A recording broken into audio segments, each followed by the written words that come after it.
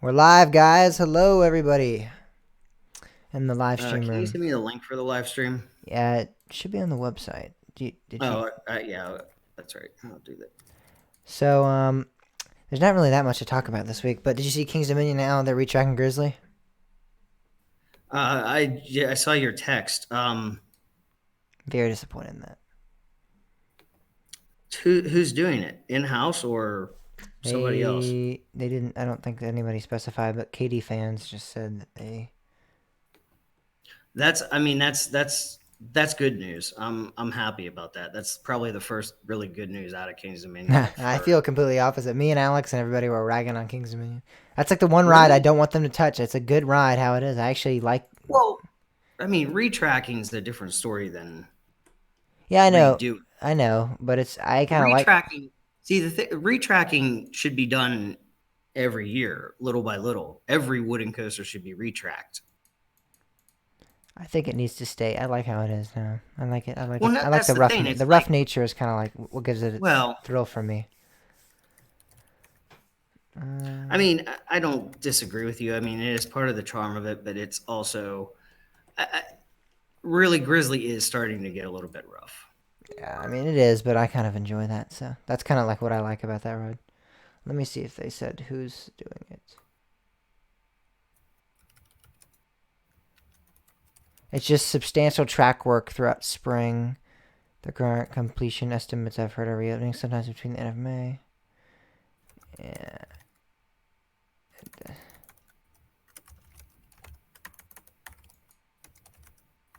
Yeah. No, everyone's asking who is it, and they didn't answer. So This is number 63, right? 63. So we have obviously the 40 free spin, retracking King's Dominion Grizzly, and then SeaWorld just unveiled that they have nano coasters now for all their coasters at their parks. So like Kraken at SeaWorld, blah blah blah. A lot of people that'll just be like a little, Sweet. couple minutes. Um, I when I was at Six Flags Face of Texas, the park president told us about theming of Daredevil Dive. And so there's basically going to be it's like an interactive queue. So this theme is like it's steampunk. Like experiments have gone wrong. So like there's going to be fog in the queue, and I believe there's like he said there was like an air conditioning that like malfunctions. Like that's part of the ride, and then like there's fog is going to fill up the queue and everything like that. And normally I would say like Six Flags does this, and then they kind of like after a couple weeks it's kind of like no more theming anymore. But Fiesta Texas actually has two or three. Like the Joker, their free spin has some really good theming. I'm still The listening. Joker Pandemonium ride has really good theming. The Batman free spin has really good theming, and Pirates of the Deep Sea, which is their Shooter Dark ride. Bob, you would love that. It was like Boo Blasters. It was Boo Blasters, but they themed it to pirates, but they did it so much better. The theming is insane. You need. I mean, I'm telling you, Fiesta Texas is like a park of it. It's not a Six Flags park. I swear, it's crazy. I've heard a lot of good things about that part. It's crazy. Like it's top five probably park for me now. I think I'm like having it up there with like Dollywood. It's so good. It is really good, and the theming is amazing, and the operations are great. The park president's like the You nicest say guy it's ever. the Bollywood level? Yeah, Wow. I Now saw the that I saw the park president, Jeffrey. I can't believe, Jeffrey. I can't remember his last name. Anyway, he was walking around the park picking up trash. I mean, that's I know they're supposed to do that, but I mean, no other but he was walking around with like a broom and sweeping up. Like it was crazy. I was like, this is not a Six Flags park. Normally, you see them walking around like they might say, you don't even half the time. I've never seen a park president walk around at Six Flags before at any of the parks I've been to, any of the Six Flags parks. That was the first time. I've seen. Well, I don't know about. But I'm not sure who exactly is the park president, but I've seen some of the upper people of Six Flags America actually do it. Or well, walking around the park. I've seen them in the Yeah, park. Six Flags America actually has a really good management team. Fiesta Texas is crazy. I don't know. It's just it's insane. It's like I cannot. The natural beauty, the actual like theming they do is crazy. And then talk about Pantheon, how the trains are on the track now. Then Coaster Craze, Yeah, I guess. I'll just, can we do a two-part coaster craze? that's fine. Yeah.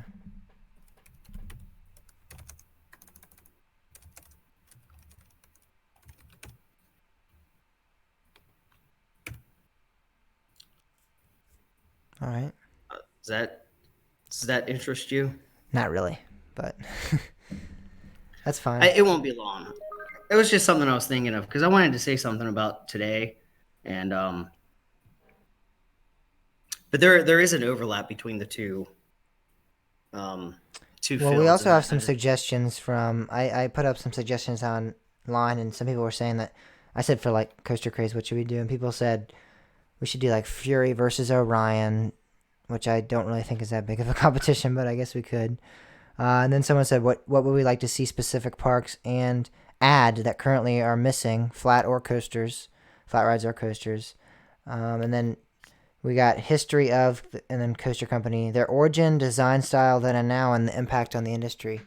So that's stuff that we could do in the future on Coaster Craze. yeah, definitely keep that list because usually we're like, And then Timmy said the best coaster photographers, and that was just a plug for himself because he wants us to be like Timmy Jung, Midcourse Media, best coaster photographer.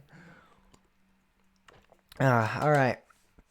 So I guess I'll do the Texas recap, and then you can kind of that'll probably be somewhat long. what else? There was something else that happened. I thought. I know. I was trying. I looked on like 80 websites and I couldn't find anything else. I was like, what? I feel like something else happened too. We could talk about Like, Energylandia. Vekoma announced, well, not really announced, but they said that they're going to start the installation of the next coaster at Energylandia, their 8th coaster. They're finishing. whoa, whoa, whoa, whoa, whoa! Kennywood parent company Palace Entertainment Yeah, to open I saw park that. support facility. Yeah. I don't know what that means really, but I was reading it. Well, I mean, I saw that. It's on Reddit, right? yeah. Well, Kennywood. It's on Kennywood's website, Well, I saw it on Reddit, yeah. but it's the head. Wait. So the whole company will be supported by Pittsburgh. What does that mean? What do you mean supported by? Oh wait, no, it's actually Palace Entertainment headquarters is going to be in Pittsburgh. I That's think. cool. All right. That is cool. I don't see that on their website, though. Here, I'll send you a link.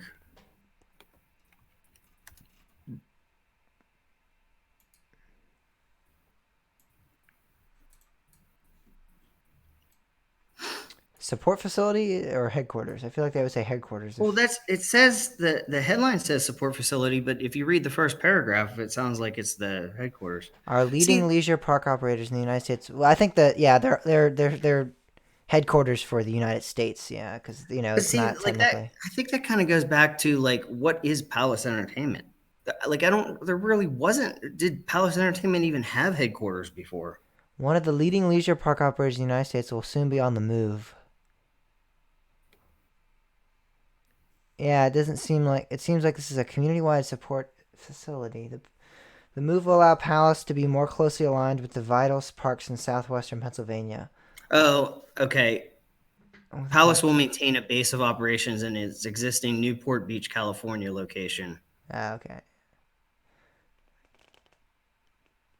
About the future of our parks. They have a park in Australia?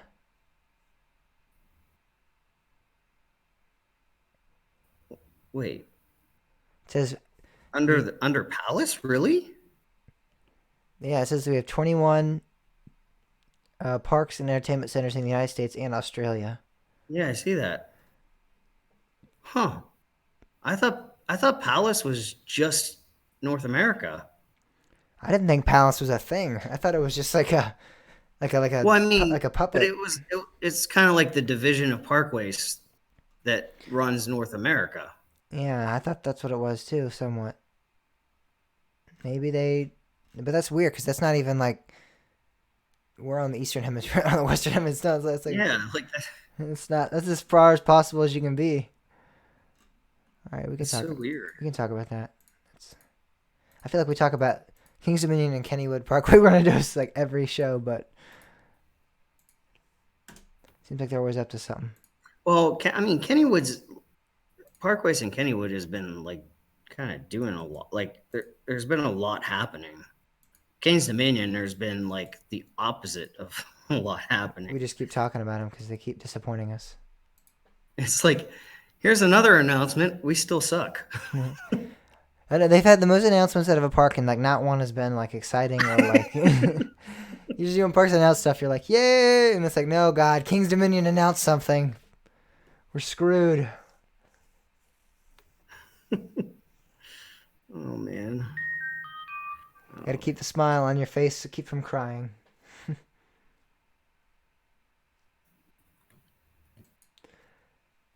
So I'm confused. Oh, we'll establish a company-wide support facility. All right, I thought this was a community. I'm like, wait a second. So are they going to be like volunteers working here? Or what's going on? Why is it a community-wide support facility? I thought they were like, everyone from Pittsburgh, come on in and help us and support us. Or...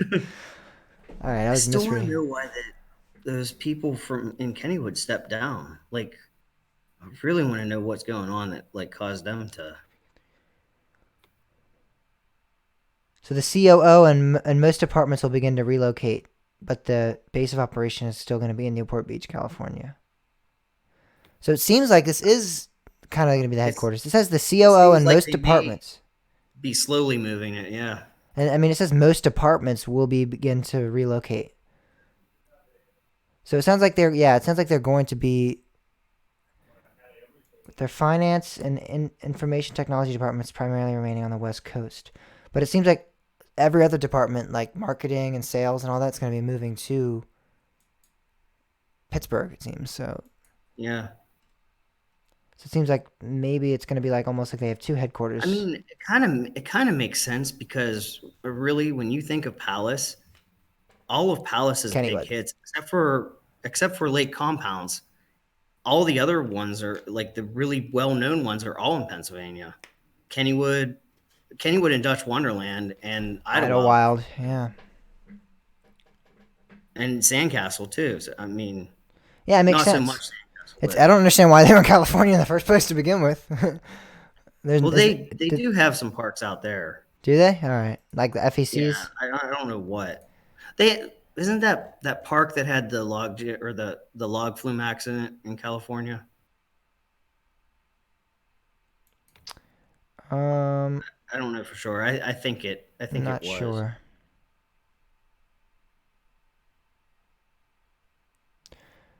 I love All that your right. tweet from the Kings Dominion thing about Sheets. I love that Sheets like that. That was hilarious. I love Sheets, man. I'm actually surprised they didn't make a comment. They usually hop on that stuff. At Sheets But now yeah, has the tater tots with cheese and bacon baked inside, and they liked it. Um, we should start off that segment. And I'll start off and go, "Hey Virginia, Sheets now has tater tots with cheese and bacon baked in." And then we go into, "Oh wait, no, the real announcement is King's Dominion's doing something." I'm gonna. This is gonna be one that I record and post to YouTube because this is pretty big news. So this is our analysis of the week on King's Dominion. Because a lot of the people that watch us on YouTube don't listen to the podcast. So this way they get to hear a little bit of what we had to say. I still might try to fit that comment in if that's all right with you, because I think it's kind of funny. Yeah, maybe like Not to start, not to start, but like yeah, you like my glasses? Do I look cool? I took my contact. yeah. Are there's prescription or just Yeah, they're like prescription. Yeah, I would never. I'm not gonna wear like blue light filter glasses. It's kind of dumb. So, all right. Pretty much ready? um yeah, just an FYI, I don't have my screen space, so I may not be as usually when we're going through the Battle of the Ages, I'm like, I have a lot to like, I'm watching things more, but like, I may not be doing that tonight Well, because I don't. we only have 8 coasters, so you can try to pull them That's up. true. 8 years, I mean. But usually, while you're talking about it, I'm like looking up Ultimate Roller Coasters year and like all like following all of that. But, like, I just don't have the screen space to do that tonight. Speaking of that, I need to open that up. Although I do have a whiteboard. We could just like write it all behind me. And you could like turn around and be like, all right, well, yeah, let's move it on. You'll just see me like, yeah. I agree with that. Oh wait, no, look at that. Well, let me see. I gotta look at the years anyway. Now that you mention it, we have to decide. I guess actually, I just remembered I did not do that either. So that has not been done. I'll share the document with you. You already have it shared, but I'll just send you the link, I guess.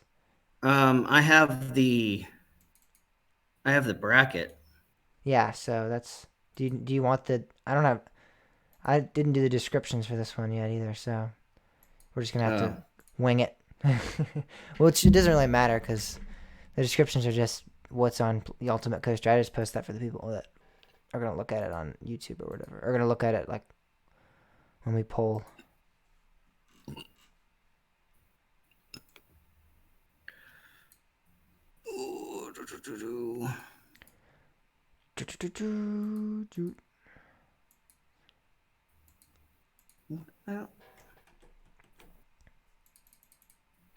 Oh crap! That was not all right. There we go.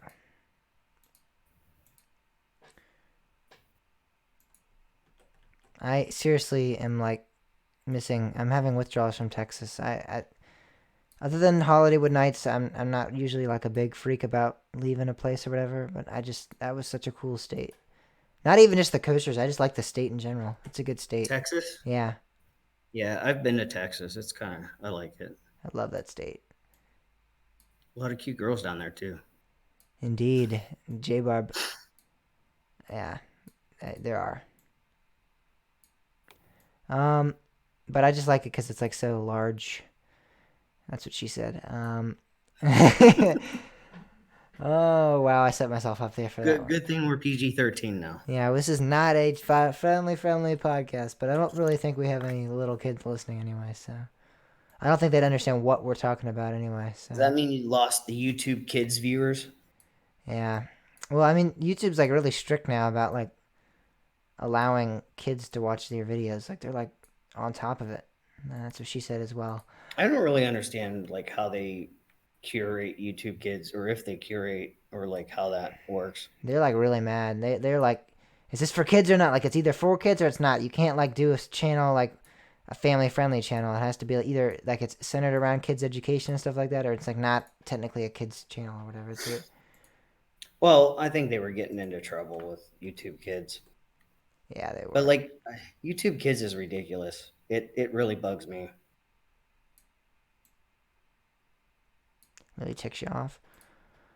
I mean, like grown adults can't handle the YouTube void.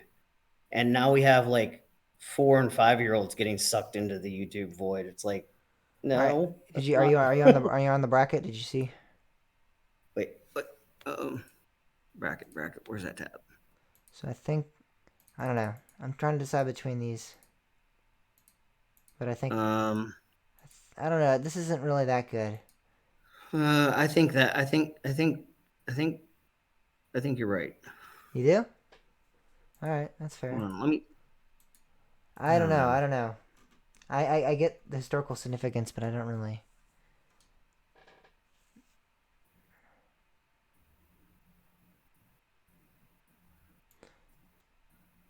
Rolling Thunder was a big one.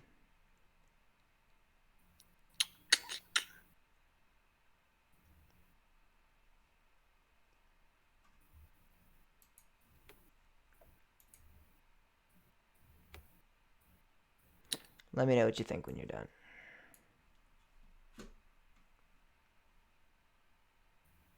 No,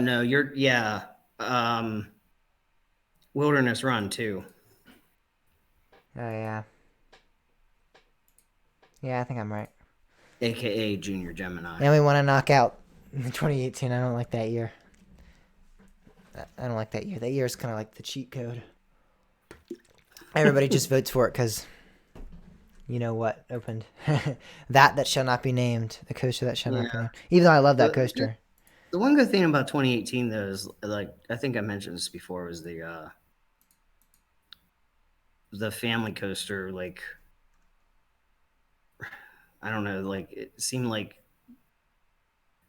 a lot of really good family coasters came out then, and it like kind of changed what a family coaster was known as. Yeah. But I definitely go the other way.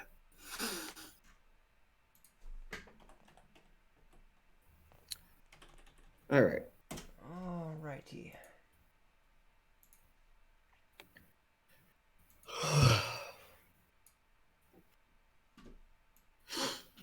Man, I still have like so much work to do. It's ridiculous.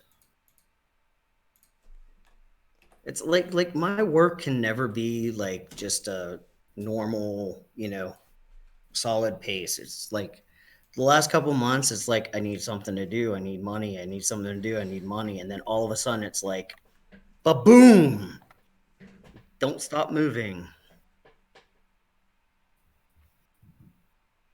And you're not even listening to me. I am listening to you. I'm trying to reread this article of Katie Fans real quick so I can. I mean, it's not really much. It's just basically saying we're getting a 40 free spin and like 80 different paragraphs saying the exact same thing. But Yeah, I still don't know if I'm sold on it. I mean, they have the documents, so I mean, I don't disagree that it's. Wait, when did they have the documents?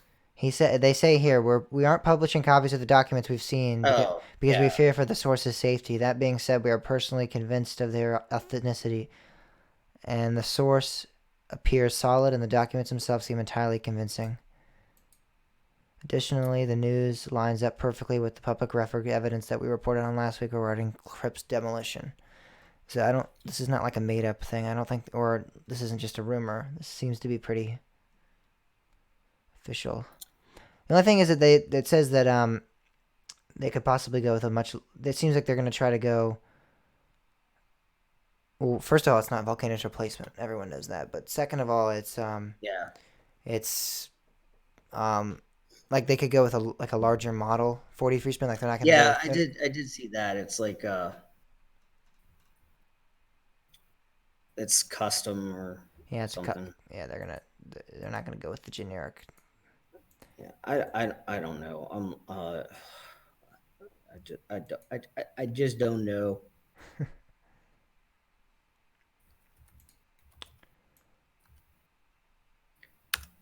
In some ways it kind of feels like kind of the same feeling as I have with Project 2021. Why was someone censored in the chat? What happened? I don't know. Like he just was saying some stuff that wasn't related and kind of Strange. Was he being yeah. I mean, optimistically cynical? That's his name. yeah. I don't know. It was like it wasn't like really bad, but it, I don't know. Strange.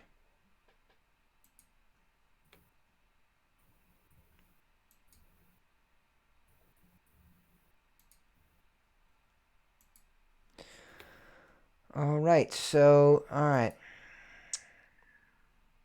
Let me get the voice up. Bow.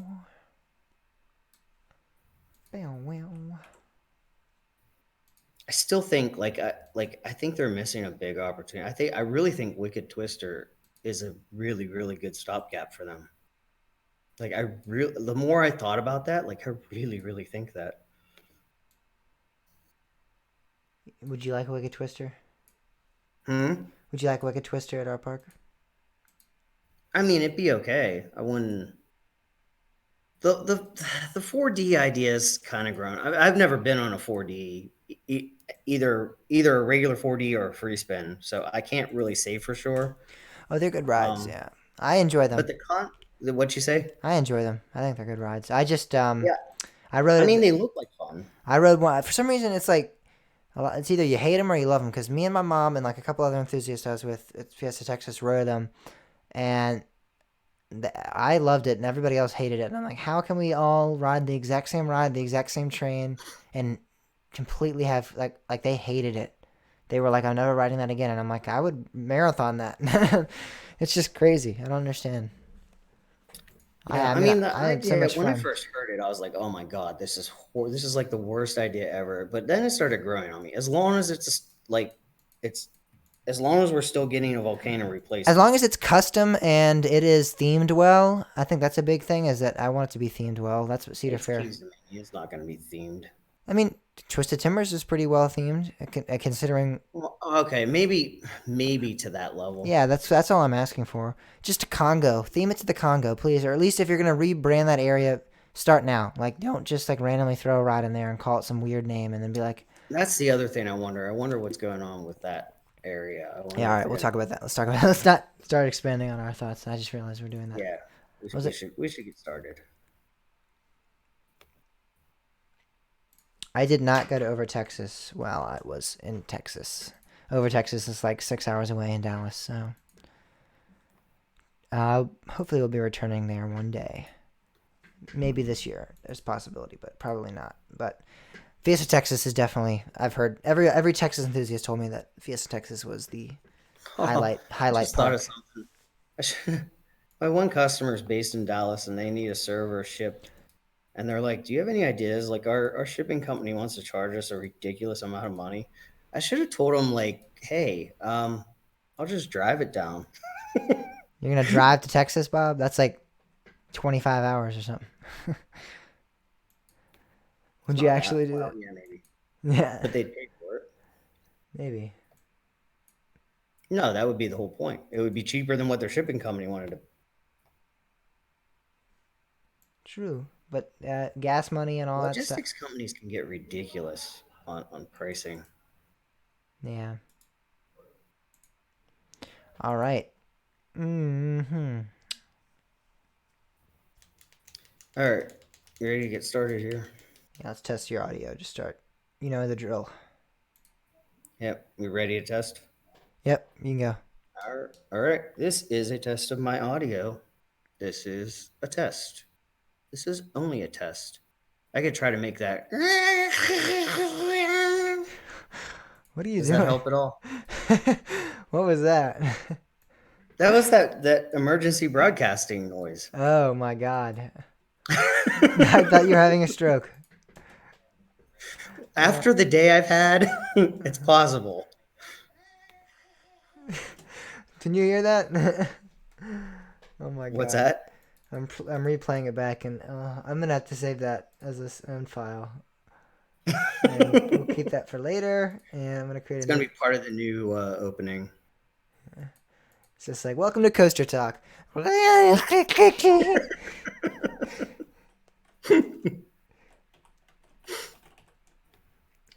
I'm just gonna say that is Bob dying. I'm gonna name that. That's the title of this project.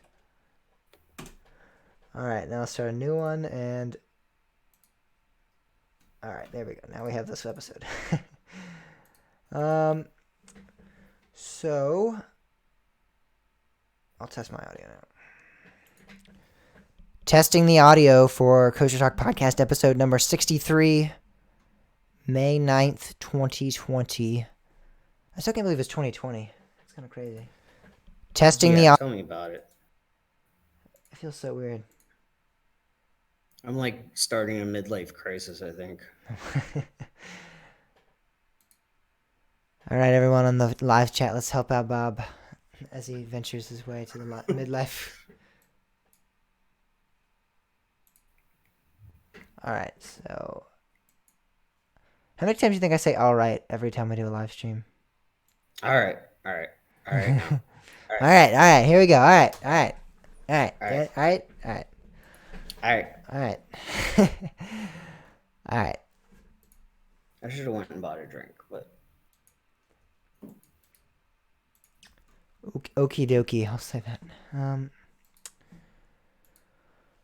Okay, we're about to go. I think I'd like to try a different format. I'm kind of getting.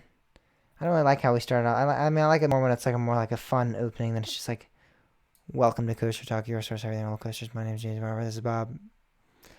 I like it like when I listen to podcasts. Normally, it's like they just start off like almost like they're having a conversation, Yeah. I kind of like that more.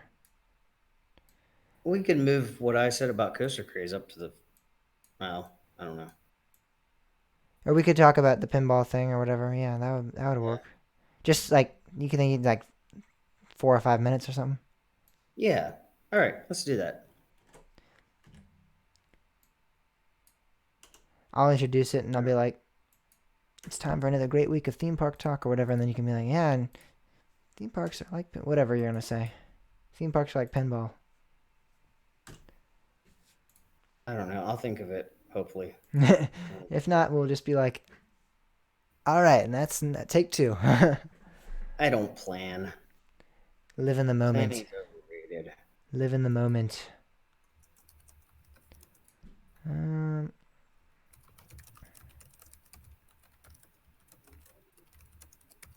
I'm gonna say like, and also I'm gonna bring up what we're gonna talk about a little bit. I'll be like, King's Dominion has found somewhat of another way to disappoint us, and we'll be like, yeah, and then you can kind of fade into pinball or whatever. All right? Because I think it's cool to like introduce. That way, it like leaves almost people wondering what we're gonna talk about later. That way, it kind of like introduces what some of the content's gonna be. And I'm also gonna say like, I was just in Texas because that's pretty big, and then you can be like, yeah, and pinball, or whatever, you know.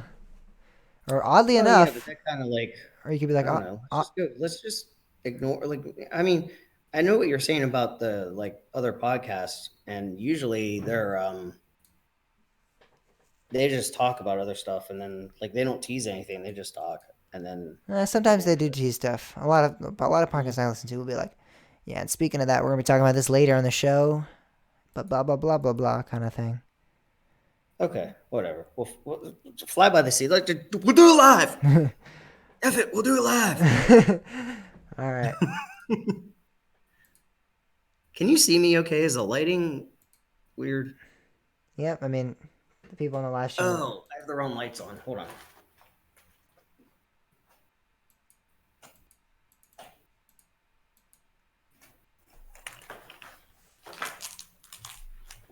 Is that better?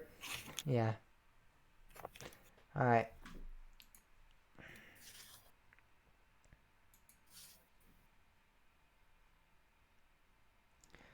Okay. All right. All right. All right. Trying to think of how to start off. I don't want to just jump into like I guess I'm. All right. You ready? Yep. Let's do it. So late whenever we're ready to like whenever you're done talking, I'll be like, "Yep," and this is episode number 63, and then I'll kind of do that, you know.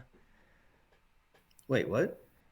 Like I'm not gonna start off like like I'm not gonna be like, "Welcome number 63," because that's kind of like you understand what I'm saying. It's kind of like uniform and weird, I think. Or do you think I should continue doing that anyway, since we've already kind of done that? Oh, you're just gonna do that after we talk. I don't know. I was trying to think. I don't probably should have discussed this before this, but F it, we'll do it live. I don't know if I should I continue doing it how we've done it before, like where I'm like, welcome to Kosher Talk, episode number 63. This is March 9th, 2020. Oh, let's just talk, and then you can go into that. So we're All so right. this is this is It's gonna be fun. All right. we'll figure it out eventually. I guess I can say my name though. We should say our names. I don't know what we should say. What should we say? We'll do all that after. All right, so just jump right in and be like, all right, guys, what's up? Theme parks are King's Dominion found another way to disappoint. I mean, I don't really know how to just jump into this right now. Kings Dominion, Busch Gardens, and Texas. First, okay, this is Pinball, interesting. pinball is like roller Today, coasters. today, a fun non-roller coaster thing happened in Colorado. Yeah, all right, I guess that's fine. It's gonna be kind of weird, but we can do it. All right, and then okay, here we People go. complain, and then we'll say, "Sorry, we'll go back to the old." How dare you? How dare you do some weird stuff like that? All right.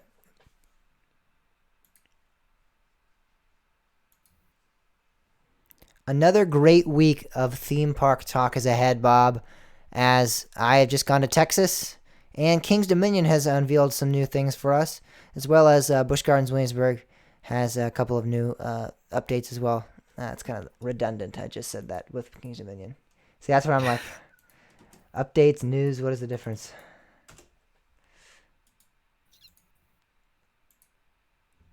Let me try to start it. All right, if you want. I'll screw it up horribly, so you'll end up doing it anyway. But give me a shot. All right, you can go. 3, 2. So King's Dominion, Busch Gardens, Texas, and non-roller coaster related thing happened in Colorado today. My other hobby is pinball, and the North American Pinball Championships were happening today. And I wanted to congratulate a friend of mine and a loyal listener of the show, Eden, who I think it was a couple months ago, he became the Virginia State Championship for IFPA. And he went to Colorado. Unfortunately, he didn't make it very far, but he put up a good fight. He didn't go down without a fight. But it's kind of an interesting thing. I know you played some pinball after Busch Gardens that one time. Yeah. And I don't know, you were I don't know. What was your thought on it?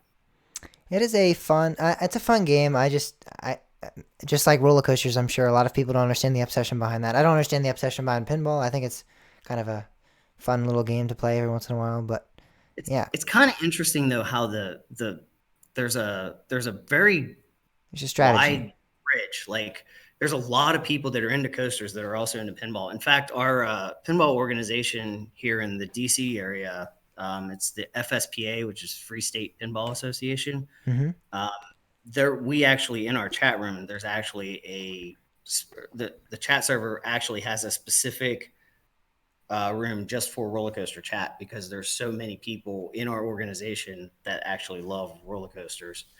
And I know that night we stopped after Busch Gardens, I know Timmy got hooked. He was really into it. He was loving it. He did. Pam was kind of into it too, I think. I'm into it. I don't think I'll ever own a pinball machine or anything like that, or will go out of my way to play the game. But if I'm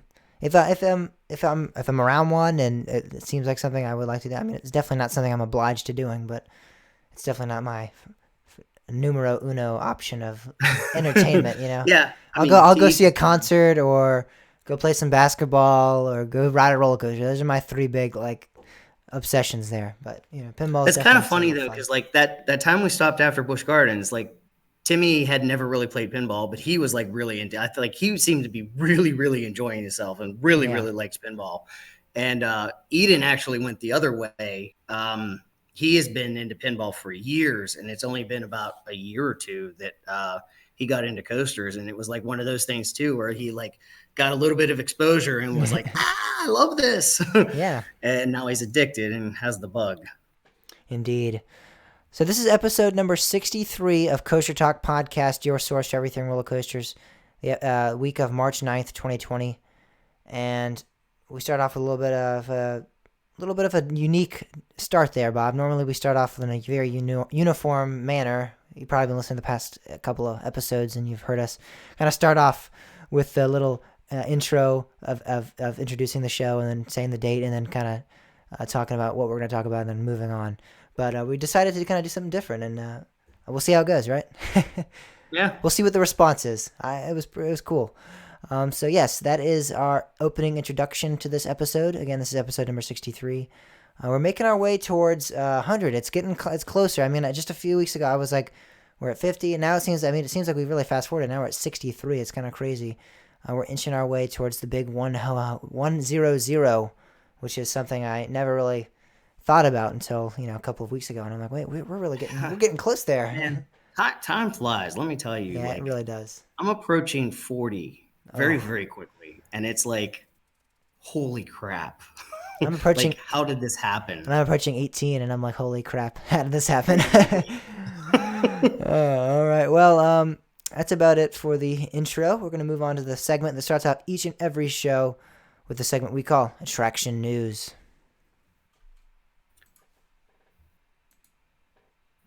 That was definitely different. That was different, but I don't know. We'll see how that goes. I liked it. Yeah, I think it was. I was hoping you were gonna say. I was hoping it'd be like, what do King's Dominion, Busch Gardens, Williamsburg, and Texas all have to do with each other? Find out on this week's episode of Kosher Talk, your source for everything. That would have been kind of cool. Yeah, people will keep listening. Yeah, We don't need a teaser, and if they're already on that episode, yeah. it's not like we're going to a commercial break. If we were going to commercial break, then you got to. Eventually, we're gonna do that. We're gonna eventually hopefully have some sponsors on this once this gets big enough. Sponsored by Funland. Funland of Fredericksburg. Clint never emailed me back. Really? Yeah. I mean, I can message. I'll message him and ask him. I don't know. He might not check his work email. You know. And the other thing is, if he uses Google, I think sometimes Gmail tags my email as spam. Maybe, possibly. It's weird. It's like I think they're like just mad that I quit using Gmail. All right. Like payback. You're gonna let us spy on you, or we're gonna inconvenience you. I'm gonna record this as a part of the YouTube series. All right. Hey, I'm curious. How many people does the live stream say that? Do you see in the live stream right now? There are 3 people. Okay. We had. I don't know what happened. We had when I told you when we started, it was like 18, and then it was like dropped down to 8. And now we have 3. People probably are like they're never starting the podcast because it's 9:30 now, and we just started. So people are probably like they're never starting on time. So we're just gonna leave. It was just YouTube saying, haha, Bob's stuck at work. We're going to make him feel stupid. All right, let's get ready.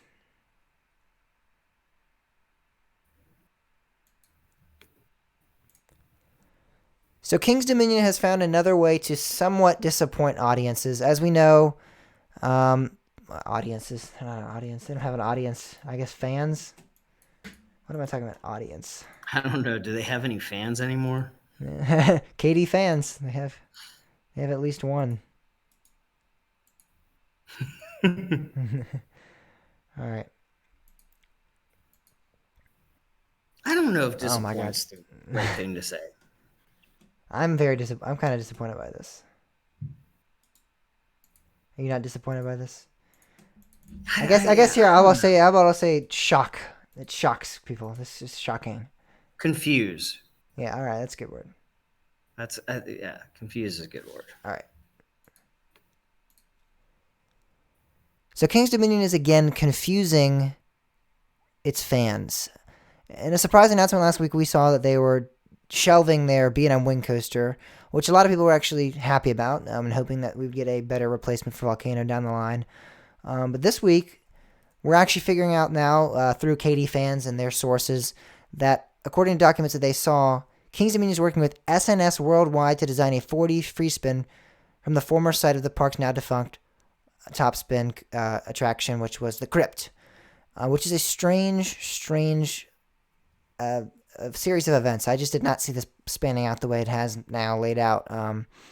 King's Dominion, I never really imagined. I mean, 4D free spins are normally they're all clones at the Six Flags parks, or the SNS ones are, and so this just was not a ride that I saw fitting into King's Dominion's lineup. But I mean, it makes somewhat sense because I mean, what this ride does is very reminiscent of a top spin. And I'm sure it's less maintenance with, I mean, this is a newer ride. The Crypt was an older ride, and there was really, top spins are kind of going out of, they're not really being produced anymore, and SNS doesn't seem to be really marketing those as rides that they're really doing much with. Tops is kind of like a thing of the past anymore. Yeah. And unfortunately, they made some really good rides, but they did. They just aren't reliable anymore, I think. I mean, the top spin was... I mean, just look at the thing. You look at it and you go, "How is that even possible?" Yeah, what's going on there? The amount of stress on that ride is just insane. But the cool thing about this as well is that the 43 spins are are clones, but King's Dominion most likely or possibly could be opting to build a different and bigger model than the ones that have been cloned so many times at the Six Flags parks. So we could be seeing a custom built SNS 43 spin, which is awesome, which is something cool and somewhat unique. And again, this is not Volcano's replacement. I think that's what a lot of people when they first saw this Well, I were think thinking. that's the huge hope. Yeah, that I is the mean, huge hope. Well, this is not not going going in. in that area. Yeah, this is not. This That's is kind not. of an interesting thing Yeah, because it really is going to boil down to where the like if this is going in Crypt's spot, everybody's going to look at it as a Crypt replacement. But like, how is King's Dominion thinking of yeah, it? that is true. But I think in terms of it's not filling the void of Volcano. It's not filling the plot of land. So in that hope, we're hoping that it is not going to be the replacement, and I don't think it will be. And I think Kings of Minions fans even said, I think they stated in this article that they wrote up that this is not Volcano's replacement. Yeah, this is not Volcano's replacement. It's a stage top measure to tie Virginians over until Cedar Fair can send Kings of Minions some actual money. So But see, that's the thing, though. When is that going to happen? yeah, exactly. Like, We have you no. know, That could be 5, 10 years. We don't know. right? We're still in the same spiral, you know. And like this whole ride, I don't know how confusing is one of the like I don't know how to feel. When I first heard this, I was like, "Oh my god, really?" But then like it started the idea kind of started to grow on me. Again, if it's a stopgap measure, just to kind of hold things over. Yeah. And I mean, maybe this is why they suddenly removed Crypt because they said, "Hey, we have to do something." And like we don't want to use volcano space because I mean if you put something in volcano space, the majority of people are going to look at that as volcano's replacement. And For sure. I mean if you put a 4D in volcano space, like it's not going to go over That's well at kind of all. flipping the KD fans the bird, kind of. Yeah. Yeah, well, no, I'm not saying they're going to do it, but I'm just saying like Yeah, if they did, I'm saying in terms of yeah. like it would be pretty big, like very very outraged, I'm sure. But I mean From the that enthusiast might be community, but also from the general public. I mean, I cannot imagine the general. I don't know the general public. I don't know. They might be like, "Oh, this is awesome. It's an awesome concept or whatever." Because I mean, many of them have not seen a lot. This is not. These aren't in the area. We don't have any 40 free spins really in this area. And I mean, you have one like see 6 hours away in New Jersey, but that's about. I mean, you have to go down to Atlanta or you have to go up to New Jersey to ride one of these. So it's not a very. It's not a ride that the general public around here would see. So this could very well, in terms right, of general public, this but may appease the masses. I still don't think that I mean, see, that's the unique thing about volcanoes. This isn't an enthusiast related issue. This is a everybody issue. Um, Getting rid of volcano was probably I think it may be the worst decision in park history that I know of. I mean, it was just bad because of the fact that it wasn't just the enthusiasts that were mad. It was everybody. I mean, Yeah.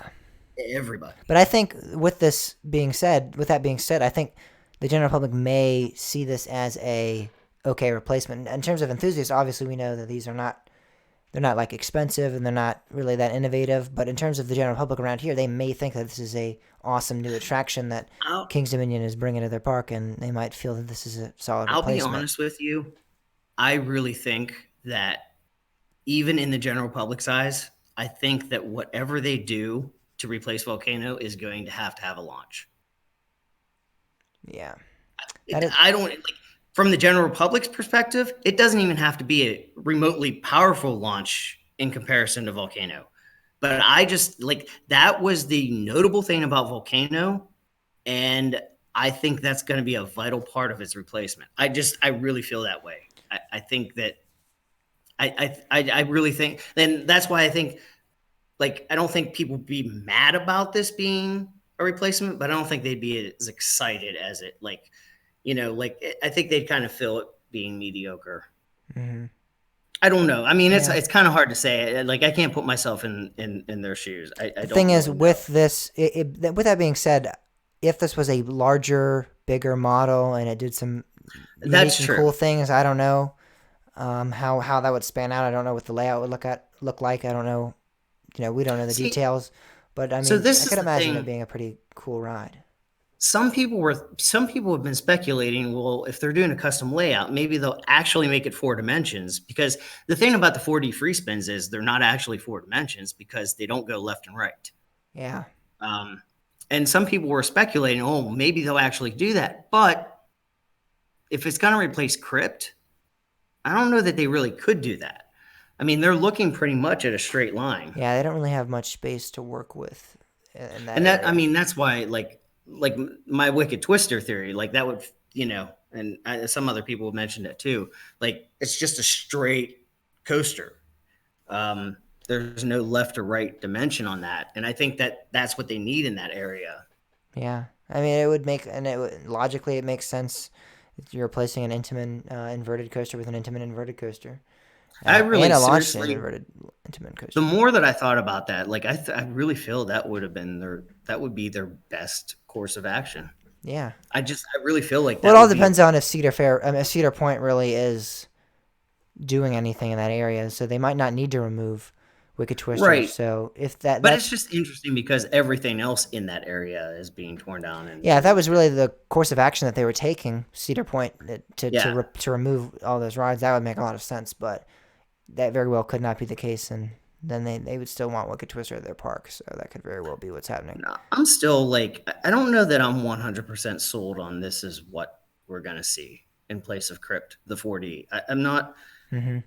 I'm not discounting it. I mean, Zach at KD fans and BGW fans, like he does his research, and I put a lot of faith in him, and I do give this a high likelihood, but I'm not. I don't know that I'm 100% sold on this yet. Like, I think there may have been plans drawn up, but I don't know if they're If they're 100% this going with course. this could very well be like a B and M wing thing where it gets pulled. Right. And I mean, for that matter, King's Dominion may be drawing up all kinds of different Yeah, who plans knows right what they're now, doing? trying Yeah, to figure out what's possible and what's the best, you know, what route that they want to take. I think the thing that's important is whether this is Wicked Twister, 4D, or something else, the important thing is that whatever this is happens very soon and that something else happens in Volcano Space not very long after. yeah. I think that's going to be critical for King's Dominion. Well, assuming that current plans hold, the documents reveal that work will get underway this summer and should easily finish up by opening day of 2021. So, if we're looking at we'll start to see some construction this summer if we're looking at a SNS 40 free spin. If not, who knows? So it'll be up. We'll be up there. Me and you will be both up there checking it out. Yeah. Um, we'll see. We'll have to check out Cedar Point too and see if like Wicked Twister closes early. Yeah. Or if well, we're not going to open it. We're just going to keep it closed for a little Right. longer. That would be a telltale sign. Yeah, Yeah. I don't know. I think I probably, now that KD fans is reporting this, I probably lean more towards the 4D free spin than I do the Wicked Twister. Yeah. But I still don't. I'm not 100%. I'm Not not going to put all 100%. my No. eggs in this basket because No, because this could very well be just like the wing coaster. Like I said, it could be pulled. It could be yeah, shelved. It could be not 100%. It could be just they're filing. Yeah, like you said, drawing up and filing permits for different types of rides just to see what their options are and stuff like that. and here's the other thing. You read the article more in depth than I did. Do are they stressing the free spin part? Yes. Yes, Okay. they're very. It is very 40 free spin. Yeah, that is. See, that's the thing. If they actually did a 4D that was controlled, I Hmm. think this would be huge. You know, to make sure that you're like being thrown in the right directions to like really, really, Yeah, because you can get some. maximize the thrill. Because yeah, because with 40 free spins, you can get some really good rides and get some really bad rides. I've gotten Right. ones where I basically didn't flip at all, and it was the most, it was a waste of time pretty much. But then I've gotten some where it's like you got like 80 flips, and you're like, holy crap, that was insane. So yeah, a controlled How free does the spin would free be great. spin relate to a zipper? Have you Um, rode a zipper? I have ridden a zipper at a at a fair, and I rode at the State Fair of Virginia actually. I am not a huge fan of going upside down many times. So zipper kind of disorients me. I like the 40 free spins though, and I'm not a huge fan of spinning coasters either. You know, when we rode Twist and Shout at Festival Park Funland, I was or Funland Adventure Park now. I was not happy on that ride. But you know, on these rides, I am fine with going I outside and love flipping watching around. you ride that with my niece. Yeah, that 'Cause was. my niece was loving it, and you were like, She's like, James, yay, and I'm like, no, no, no, no, no. She's like, James, and I'm like, nope, don't even talk to me. I'm gonna die. Yeah, that was not fun. But with 40 free spins, I enjoy that. I don't know what it is. I Well, like it's a different thing. I mean, spinning around in and a flipping circle. Yeah, and over flipping over. But is zippers as different. well. Zippers, I'm not a huge fan of either. But 40 free spins, I enjoy it. Even if you go upside down so many times, it doesn't matter. I love it. It's a lot of fun. And also with it, there's a short, so it's not even if you start going upside down a lot, it's like, all right, we're almost done. With Yeah, some rides, and you know, with a zippers, zipper, you you don't kind of go tend for to a while. flip out of control. Like Yeah, I you did don't. on that ride at Knoebels, I can't think the hamster wheel thing. I can't think of the name Oh of it. God, yeah, yeah, Oh, God, my niece and oh I rode God. that, and she's like, make us flip," and I'm like, I'm trying," and all of a sudden we flipped, and we wouldn't stop, and she's like, stop, Uncle Bob." I'm like, "I want to, I'm trying, I I can't." did that at the Carolina Beach Pier boardwalk. They had a hamster wheel thing like that as well. Yeah, and I tried to get one flip, and it just kept And going you and can't going stop. and going, and then it kept getting faster. And I'm like, okay, ride up, and it was just me on the ride. So I'm like, ride up. I'm like, ride up, waving the ride up. I'm like, please, ride up, stop. You gotta stop. You gotta stop. And it was not good. Oh, But with this the getting this back to the 40 free spins, I enjoyed them. I think they're good, and you know, I think the only way that Kings Dominion, I think Kings Dominion could really either have a really good ride on their hands or they could have a really bad ride on their hands. I think it has to do with if they theme this attraction. I think they need to I theme think this that's a big very part, well. but I think the custom layout. I think that's the most intriguing thing about this. I don't. I think if they do it right and they theme it right and it fits and it depends on like the color scheme as well and what they're going with in the name and everything. But I think even if it's not a custom layout, if it's just a regular 40 free spin, the clone, I think it could fit really well. It just has to be again.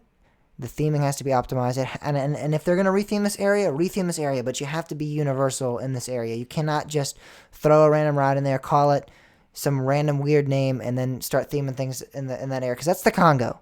That's like one of the only themed areas in the park. We have Candy Apple Grove, which is kind of like a Yeah. la la kind of theme. It's not really a theme. It's just kind of like throwing back to Kings Dominion's past.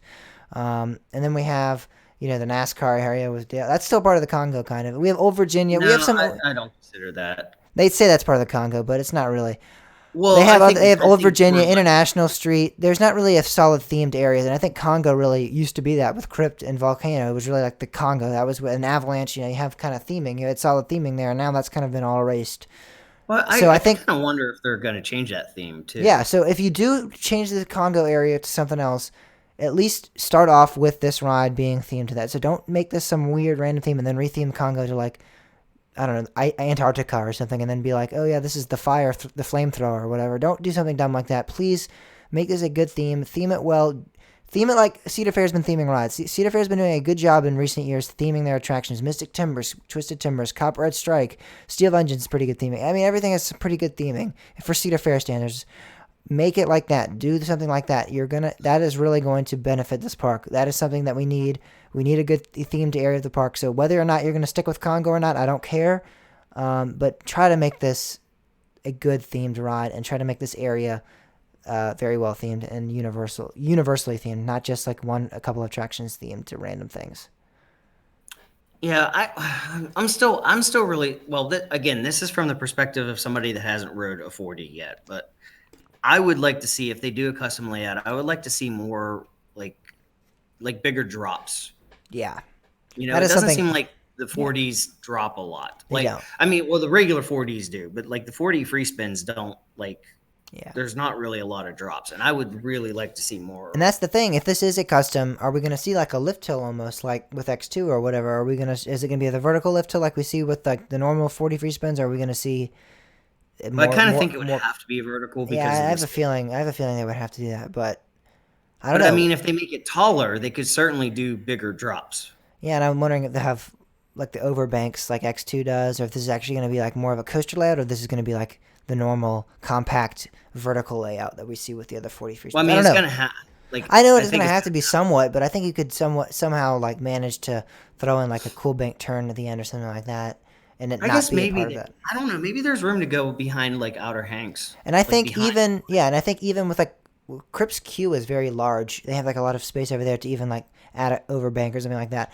It really just depends on what they're doing with this ride. If it's going to be the regular vertical kind, if it's going to actually have a coaster layout, kind of like the X2 or Egenica or Dino Conda or the other 40 coasters. But I don't know. I'm curious to see if this is going to be just a cloned. If they're going to just kind of add on to the clones that are pre-existing right now and just kind of add maybe a couple of elements, or if this is going to be a completely custom layout with I'll like tell you, starting from scratch. That would be really cool.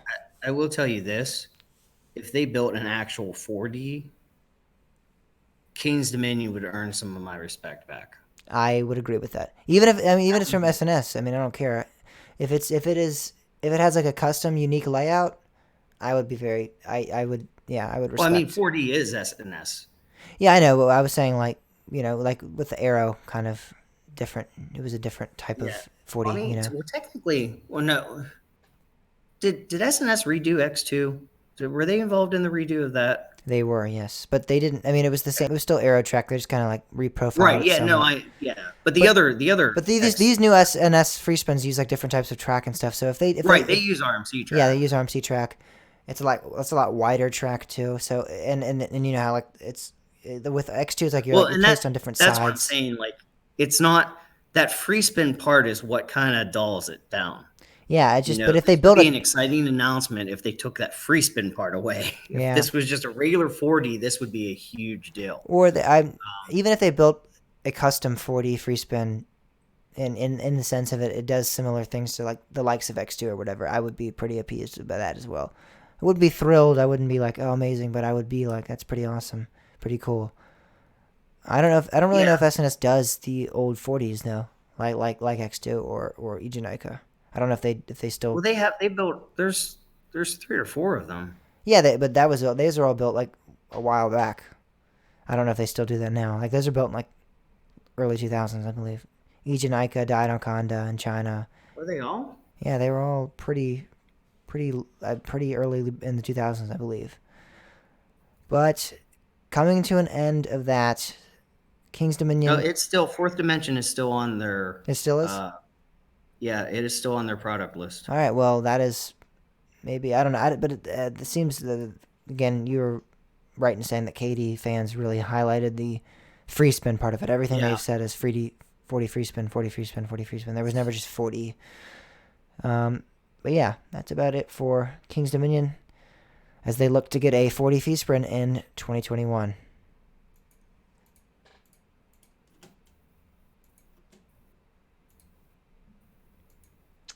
All right. Now We're like a month away from some other disappointing news coming out. probably like 2 days away from that, actually. By the way, we're not going to do the free spin. We're just going to put a Dippin' Dot stand in Crip's place. We're closing Chick-fil-A. Closing Chick-fil-A. Twisted Timbers is going to That be. would be like We're that would we're retracking Twisted Timbers back to the old hurler, and in Timothy 305, we're just going to blow that thing up. No one cares about that. You don't like King's Dominion? You don't want a platinum pass here? What the heck, guys? Why? What's going on? Why don't you like us? You know what? All right. All right. Let's move on. So I'm just going to be like.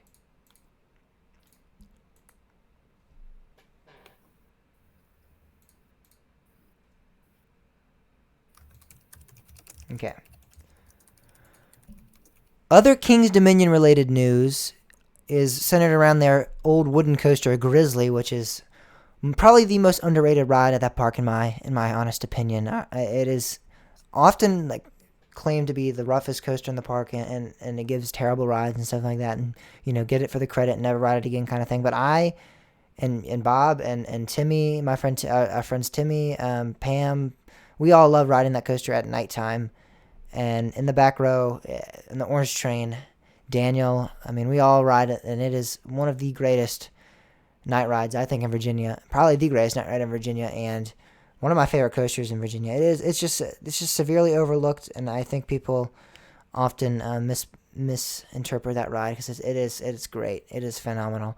But Grizzly, according to Katie Fans again, another Katie Fans post, is going to be receiving substantial track work ahead of its reopening in 2020.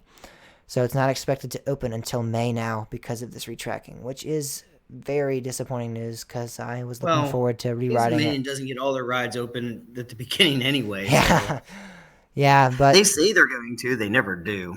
May, come on, that's a while. I was looking forward to getting on Grizzly, especially because I think that's a ride that should be open in the wintertime, and so I haven't ridden this since Well, October. maybe it will after this. Maybe that'll be the trade-off. Well, see, the problem is Grizzly's location. The shop that you have to walk through It's a is Christmas too tree. valuable to use for a Christmas attraction. And Yeah, I think that's what kills it. yeah, it is. But this is exciting for me. I really like to hear that they're doing track work. I mean, I love Grizzly. I think it's a great ride. I do.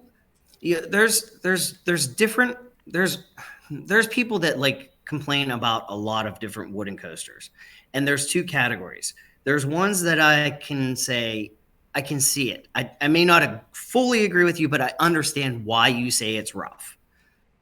Then there's the other ones that I can't see, and I don't understand like why anybody would say it's a rough coaster. Hmm. Grizzly's one of the ones that I can see what people are saying, and I get it, and I think track work can definitely do it good. I think at least me, I've learned how to ride this coaster. I know where the rough patches are, kind of. So like, especially when there's like a little banked turn. As soon as you leave the exit the tunnel, you take like a little bank turn, and then you kind of slam to the right a little bit. You slant to the right a little bit, and that's where you really like slam your shoulder into the side of the car. And I know to brace for that, and so I sit facing the left so I don't hit my shoulder on the right side. I mean, so things like that, I'm sure people don't realize when they first ride, and then they hit their heads or they hit their shoulders, and they're like, "This ride's rough. This sucks." So I definitely can understand it, and hopefully this track work improves that section of the ride and stuff like that. But I really think that is the only truly rough part of this ride.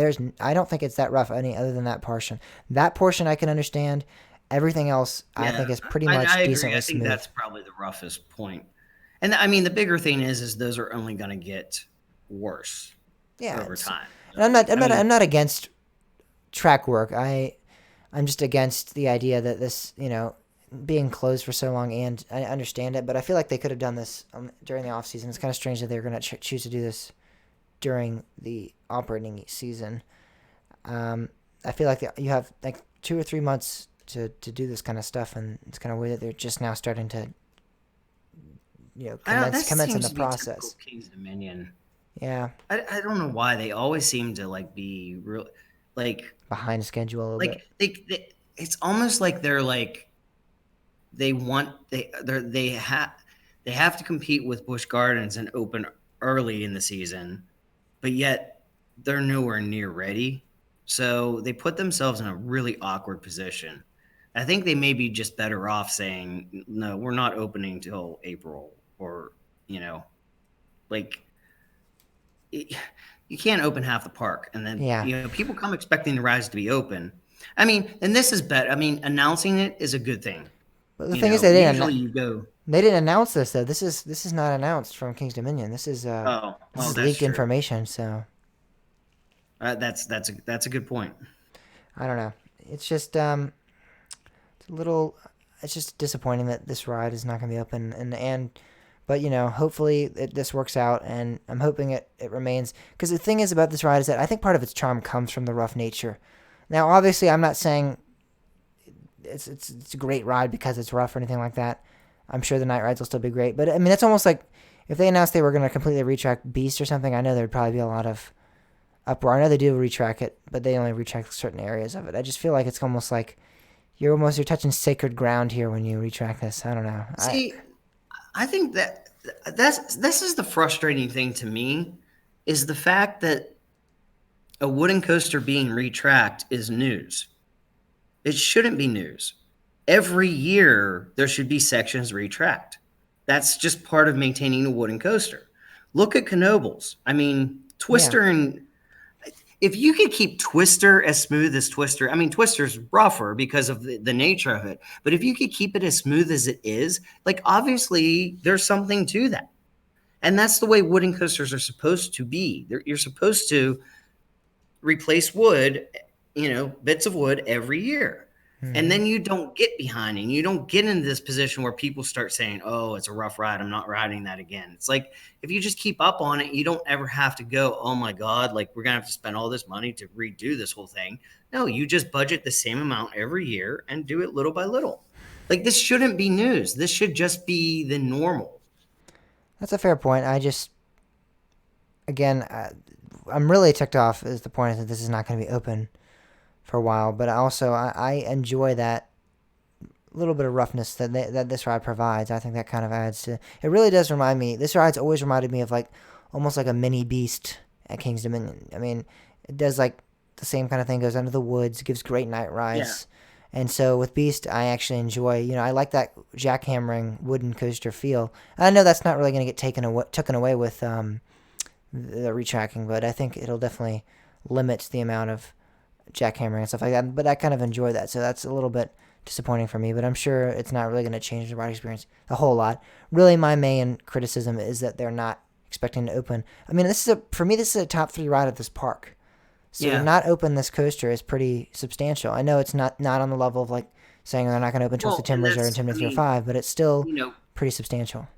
you go back to the fact that like when you go to Kings Dominion now, you feel like there's not a lot of rides. You feel like we've lost a lot. And here's another ride that okay, it's not gone, but you know, it's still like until May, it's like, oh, there's another Hey, one. and remember the last time they said they were closing a ride for track work, it was the end of that coaster's journey with Hurler. So I don't know. Obviously that's not gonna happen, but that's just a little bit of a I hope. Oh my foreboding. god. Oh God, Oh my god. Could you imagine if Kings Dominion did? Oh my god. we might have You might as well close the gates. yeah, I'd be pretty much done. I think the thing is, I have a Cedar Fair Platinum Pass, so I wouldn't really be discontinuing my pass there. But I don't think I would be making many visits there anymore. That's that's the thing, and I think a lot of people are in the same position. King's Dominion would not have had half of the season pass sales that they had if it wasn't for the people buying platinum passes that actually go to Dorney, Cedar Point, Carowinds. King of the Island, yeah. I mean, because I if I was a person that just bought a King's Dominion pass, No, no way I would buy one this year. There's no, no way. it'd be yeah. It's really the Cedar Fair Platinum Pass is really what pulls the load for King's Dominion, I think, which is sad because I mean this is just talking about like And it's 5-6 years also ago, people were considering this to be the best park in the area. People were saying better than Carowinds, better than Busch Gardens Williamsburg. I mean, oh yeah. people this is the park, and it's just sad that it's really really really It, gone downhill. And it kind of makes me wonder with the platinum passes. I wonder how they do their statistics because if you people buying platinum passes, if you buy a pass in Virginia, hmm if you buy it at Kings Dominion's website, which is Kings Dominion being in Virginia, there's actually no sales tax because Virginia doesn't charge sales tax on that. So if you buy a platinum pass, buying it on Kings Dominion's website is cheaper than any of the United States parks, I believe, just because of the sales tax thing. yeah. So I wonder how much that boosts Kings Dominion's season pass sales, and I wonder how closely they look at those statistics. Yeah, I'm sure it does affect him. Because you But may have people that their home park is Cedar Point, but they're buying their pass at Kings Dominion yeah, because because it's cheap. Well, let's try to move on to some more uplifting, positive stories here. SeaWorld is there we an go. yeah. Let's talk about SeaWorld because we every time we bring them up, it's good. SeaWorld has announced that they're going to be well, they haven't announced it. They've actually released them on their websites now. They have the nano coasters. For a long time people have been kind of asking SeaWorld, why do you have nano coasters? And it had been Coaster Dynamics had sold the model of Apollo's Chariot, but it hadn't been called Apollo's Chariot. It was just called the Hypercoaster model. and now it's actually officially called the Polished Chariot, and it's on their website. So they have Kraken, which is going to be at SeaWorld San Diego, the new B&M dive coaster. They have a model of that, which looks great. They have Manta, which is the flying coaster at SeaWorld Orlando. They have Mako, the B&M Hyper at SeaWorld Orlando. They have Griffin, the B&M dive coaster at Busch Gardens Williamsburg. They have Loch Ness Monster, which is awesome. I haven't seen an Arrow before, so this is the first, I think, Arrow. Oh, Vortex. Vortex had one. All right, I never really looked at. There's other errors. There's definitely other errors. I had not seen an Arrow one before, so this was good to see, and it also has like the little cool tunnel that Loch Ness goes into and stuff like that. So it's really unique and a cool design. And Loch Ness is such a unique coaster with the Yes. two interlocking loops, so it's really cool to see That should that. be interesting to build. Yeah, it is going to be interesting to build. I wonder how that's going to work. I wonder if that'll be one piece or two separate pieces. Griffin also looks really cool. I don't know if they've done a B&M dive coaster before, but it looks really cool as well. I don't think they had. I think this is the first B&M dive models they're doing. But you also have Shikra. You have Shikra at Busch Gardens Tampa. You have Montu at Busch Gardens Tampa, and you have Cheetah Hunt at Busch Gardens Tampa, along with Kumba, which is the B&M sit down coaster. So there's a lot of cool models coming to the SeaWorld Park. So if any of those are your home parks, these all look really, really awesome, and I'm really looking forward to going to Busch Gardens Williamsburg and seeing these there. Might have to snag one. Yeah, I could definitely they're fun. They are fun. I wish they could do something with trains. Yeah, I think it'd be Even cool. if they just put like had a model of the train sitting on the front of the display. Yeah, Because sometimes trains really have a big part of it. But yeah, the nano coasters are really cool. yeah, they are. Well, that's about it for that. But moving on to Six Flags now, and surprisingly positive Six Flags. I know I was talking about being positive, and this is actually a surprisingly positive, uplifting story we have here. This is actually good news for a lot of people because Six Flags Fiesta Texas actually, the park president, while I was just down there in Texas, they announced that their ride for 2020, Daredevil Dive, which is a really unique flat ride coming into their park, is going to have some really awesome theming, and it's going to have an interactive queue. So there's a storyline centered around, I believe, like steampunk experiments gone wrong. And so one of the things is that there's going to be an experimental air conditioning that malfunctions, and so the entire queue is going to start filling up with fog. And then the ride itself is what they call the final experiment, and this is the experiment of flight. So there's gonna be a soundtrack and there's gonna be fire effects surrounding the ride. Now I actually got to go on a tour of the construction. They really hadn't done much when we were there, just kind of building the foundation of the ride and building the ride's like queue and everything like that. But I can only imagine, and this ride is right. So where this ride is, it's literally right in front of Iron Rattler. So it's gonna be such a cool ride, especially like at nighttime when there's fire going up, and it's gonna be like fire shooting up, and then there's gonna be Iron Rattler in the background. It's really gonna be awesome. And if you don't know, normally with Six Flags, I will say like their theming, it slowly deteriorates over time. But Six Flags Face of Texas is an exception to this park because they have Joker, their pendulum ride, which they opened up a couple years ago, and that is a heavily themed queue. I'm not going to give away any spoilers to that queue, but that queue is awesome. You got to check it out because it is unlike any other thing, and not even just Six Flags. I mean, it's like Disney level theming for that ride. It is crazy. Pirates of the Deep Sea is a dark ride they have there. I rode that. Theming on that ride was insane as well. And then Batman there at Free Spin has some really cool theming as well. And then that entire park is just beautifully themed. They have so much cool theming at that park. So I have a feeling that this is actually going to be a pretty solid themed ride, and they're gonna stick with it. It's not gonna be a ride that like most Six Flags parks where they build it, they theme it, and the theming just kind of sits there unused. I think this is really gonna be utilized well, and I cannot wait. It's gonna be in terms of flat rides go. This is gonna be one of the most unique and creative, at least theming packages that we've seen in a long time. Yeah, it's exciting to see like a lot of parks paying more attention to theming again. Because I think it's something that kind of goes. I don't know. It Under the kind of was radar. lost for a long Yeah, time. it kind of went under the radar for a little bit. Yeah, I mean, outside of Disney and Universal, everybody else was just like, "Here's a fun ride," And not to say that they're not fun rides, and you can have a really, really fun and awesome ride without theming, but theming just makes it better. Yeah, it just makes it better for the onlookers. Even it makes it better for the whole park because even the people that aren't riding, it makes it look like an awesome, beautiful attraction. It really makes it fit well, especially with like Verbolten and Busch Gardens Williamsburg and rides like that where they're really heavily themed. I would argue even Twisted Timbers did some good things with King's Dominion. So I mean, theming definitely plays a vital role in rides. So I'm really glad to see that parks, and especially Six Flags Fiesta Texas. I mean, that park is in a league of its own in terms of theming. It is like by far one of the best theme parks I've ever been to.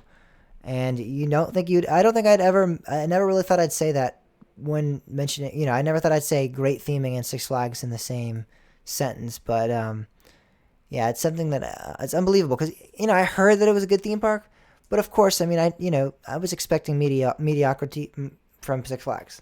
I think that's just a fair assumption that we all have to expect that from this kind of park, I think and it it used really blew to my be mind. it used to be kind of a blanket thing that Six Flags had. They all had the same problems, but anymore, I think every park is kind of more individual in what their issues are and what their strengths are. Hmm. Yeah, well, Um, this park is great. Yeah, I'll talk about it more later, but yeah, Six Flags Fiesta Texas having some interesting theming, and that is news that no one else knows. I mean, that was brand new news to the people at the Ace Event Fiesta Fest. So that was interesting stuff there. Got it straight from the park president. So Palace Entertainment is now opening a park support facility in Pittsburgh. So we talk about Palace a lot. We talk about Parkways Reunidos and we quite still quite don't know fre- what it is. quite frequently. Yeah, we have no idea what this exactly is. I mean, we know, but we Yeah, don't know. we know. I mean, we know what it's supposed to be, but we have a feeling it's. I don't know. It's strange. It's a weird thing going on with those two companies.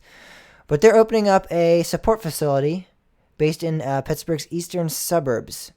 It'll be staffed by roughly 25 executive and professional employees, and COO and most departments will be moving to this area. So it seems like almost Palace is moving pretty much their headquarters. I mean, they're moving most departments of their in their company and the COO, as well as other 25 other executives and professional employees. So to me and to Bob as well, it seems like they are almost moving their headquarters without. But they're saying that their main headquarters are still going to be located in what is it, Newport Beach, California. But it Yeah, seems like they're almost slowly going to start moving their official headquarters to this area, which makes sense because this is where most of their parks are located along this area. I mean, most of their major parks, at least, with Kennywood, Idlewild, Sandcastle, and Dutch Wonderland. And even Lake Compounce in Connecticut isn't too far away from there. So this makes sense. They need a better position, because they were in California before, so that's like a cross country trip from their larger parks. Yeah, I think they have a couple of parks in California, like smaller parks. But I mean, you definitely need to have a location out where your large park, especially. I mean, Kennywood's a huge park. Lake Compounce is a huge park. You yeah, gotta, and it's. I mean, Pennsylvania. There's a lot of their parks, and they have 4 parks in Pennsylvania. yeah, you gotta At have something there. least 4. You gotta I have think it's some 4. base of operation in the state where like your huge parks And are located. this could even just be a phase thing too. They could ultimately be moving this, and this is just the first phase, and then later they'll say, "Oh, well, now we're going to move some more people." Um, I don't know. This is just adding more to the something is going on with Palace, and I don't Yeah, know what it is. There's just all kinds of interesting stuff being announced, and it's like something's going on. yeah. Um, and I really, really want to know what is going on. Um, it's going to be interesting to see how the next year or two plays out with Palace and Parkways. Yeah, we have a lot of interesting questions for them, and we'll see what's going on. Um, something was interesting we saw in this article as well is that me and you both had like no recollection that they had owned and operated a park in Australia apparently, which is we were discussing that because Yeah, that how took me could by you? surprise. I thought Parkway. Yeah, we were talking. We thought that it seemed that Palace Entertainment was the U.S. Based company for them. Like that was they were overseeing their U.S. operations. But it's strange that Palace actually operates a park in Australia, which is like across the hemisphere. I mean, like it's the eastern and western hemisphere. They're not even in the same hemisphere. It's kind of strange that they chose Palace to do that instead of making maybe like another organization for that. Maybe they were like, hey, this is just one little park in Australia. Let's just throw it to Palace. I don't know what their thought process was there, but it's kind of strange. I'd never really realized that they had operated and owned a park in Australia. Yeah, I'm gonna have to look into that. Hmm. I'm kind of curious because I had always understood Palace to be the North America branch, and that was it. It was just the North American parks for parkways. Yeah. Well, moving on to some more exciting Virginia news, and especially not coming from Kings Dominion. It's coming from Busch Gardens, Williamsburg, and this is that Pantheon new trains have been put on the track. So we now have seen we'd seen them at IAPA, but now they're on the train, are on the track, and I have to say, Bob, it looks fantastic. I It sure does. I mean, it's crazy. People were talking about how they kind of look bland and stuff like that, but now that they're on the track, they really do look great. Busch Gardens really does really good job with their coaster trains, and man, those restraints look so good. Oh, I cannot wait. This is going to be The a great whole ride ride. looks amazing. This is yeah, I'm excited. I'm so excited for this ride.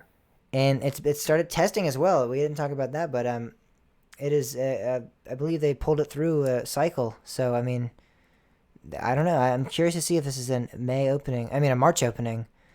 If not, I definitely feel like it's going to be in April. I cannot see it being anything later than like a mid-April opening. But yeah, this is exciting stuff. So that is about Yeah, it for this segment that was of. actually they actually completed those controls really fast. Yeah, they did. They did. That kind of shocks me. Yeah, this whole thing it surprised me because I mean we were just there a couple weeks ago, with the Ace event. I don't even remember what it's called. G versus Winter, and we were looking at. We didn't get an up close view, but they were talking about the ride and how they weren't really sure how long the process would continue. They were like, "Yeah, we're almost completed with track, but then we have to do all this stuff." And I'm like, "Now they're already testing. It's been only a couple weeks. It's kind of crazy that they're moving this fast." So I don't know. I don't know when we're gonna see this open. I have a feeling it seems like they're staying kind of quiet. So I have a feeling it's gonna be April still, but you can always hope for the best. Yeah, I don't know. I don't know what Virginia's guidelines are either for testing. I know, like for instance, Pennsylvania has their 1,000 rides. Like it has to complete 1,000 passes before you can even think about opening it, Hmm. which takes time. But like I don't know what Virginia's guidelines are and how the inspections go and stuff like that. Yeah, we'll have to see. I think normally with Busch Gardens, even when they have these rides like Invader and Tempesto, they normally open like I think they open in April. So it seems Busch Gardens always goes for the April opening date, but they haven't really specified that yet. So it very well, I don't know. We could see a March. Maybe they're trying to push a March opening. I don't know. I'll be very curious to see because they've stayed very quiet on when the opening for this ride is going to be. I mean, we know the opening for Orion, which is opening late April now or mid-April. We already know the opening for that. We don't really know the opening for this yet. So No, it's opening. Oh, April 9th, right? April 9th. Yeah, April 9th. So I Orion's guess opening April 9th. yeah, That's early not really early April. it's early. Early-ish April, yeah. Well, yeah, but it's just strange to me that we haven't heard anything about Pantheon's opening. I feel like we're about a week away from. I'm sure I'm willing to bet they announce something at member pass holder preview day. Um, I would hope that seems to be their big thing. That seems I to be their niche. They always seem to announce something at the I member think pass holder I preview think they'd days. be better off doing a soft opening, just opening it without announcements. Yeah, maybe. We'll see. That way, they don't get the rush, and they can actually put more testing. Like you don't want like, oh, we're gonna open it on this day, and that be the first day of operations, and then you start realizing issues when you're running it under capacity. You know. Yeah, that's very likely. All right, well, we're going to move on to the next segment and actually talk about a coaster I just rode that was new for 2020. We're going to talk about Texas in the segment we call Coaster Craze.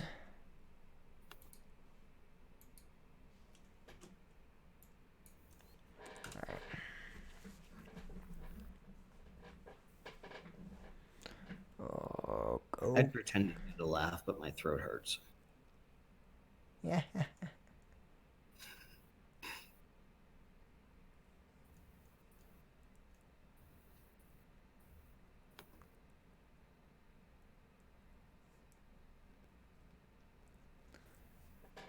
No way. What? One of the officers, my dad's a police officer, and one of the officers that I know very well has gone viral. What? In Pittsburgh? No, in Richmond. Oh. He's gone viral on Facebook singing. He's a soul singer. There was a officer shot in Pittsburgh. Uh-huh.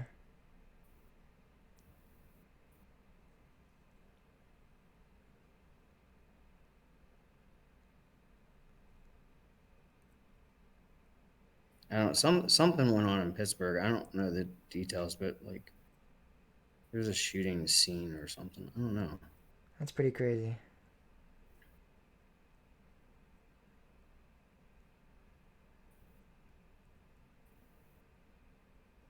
All right, let's move on.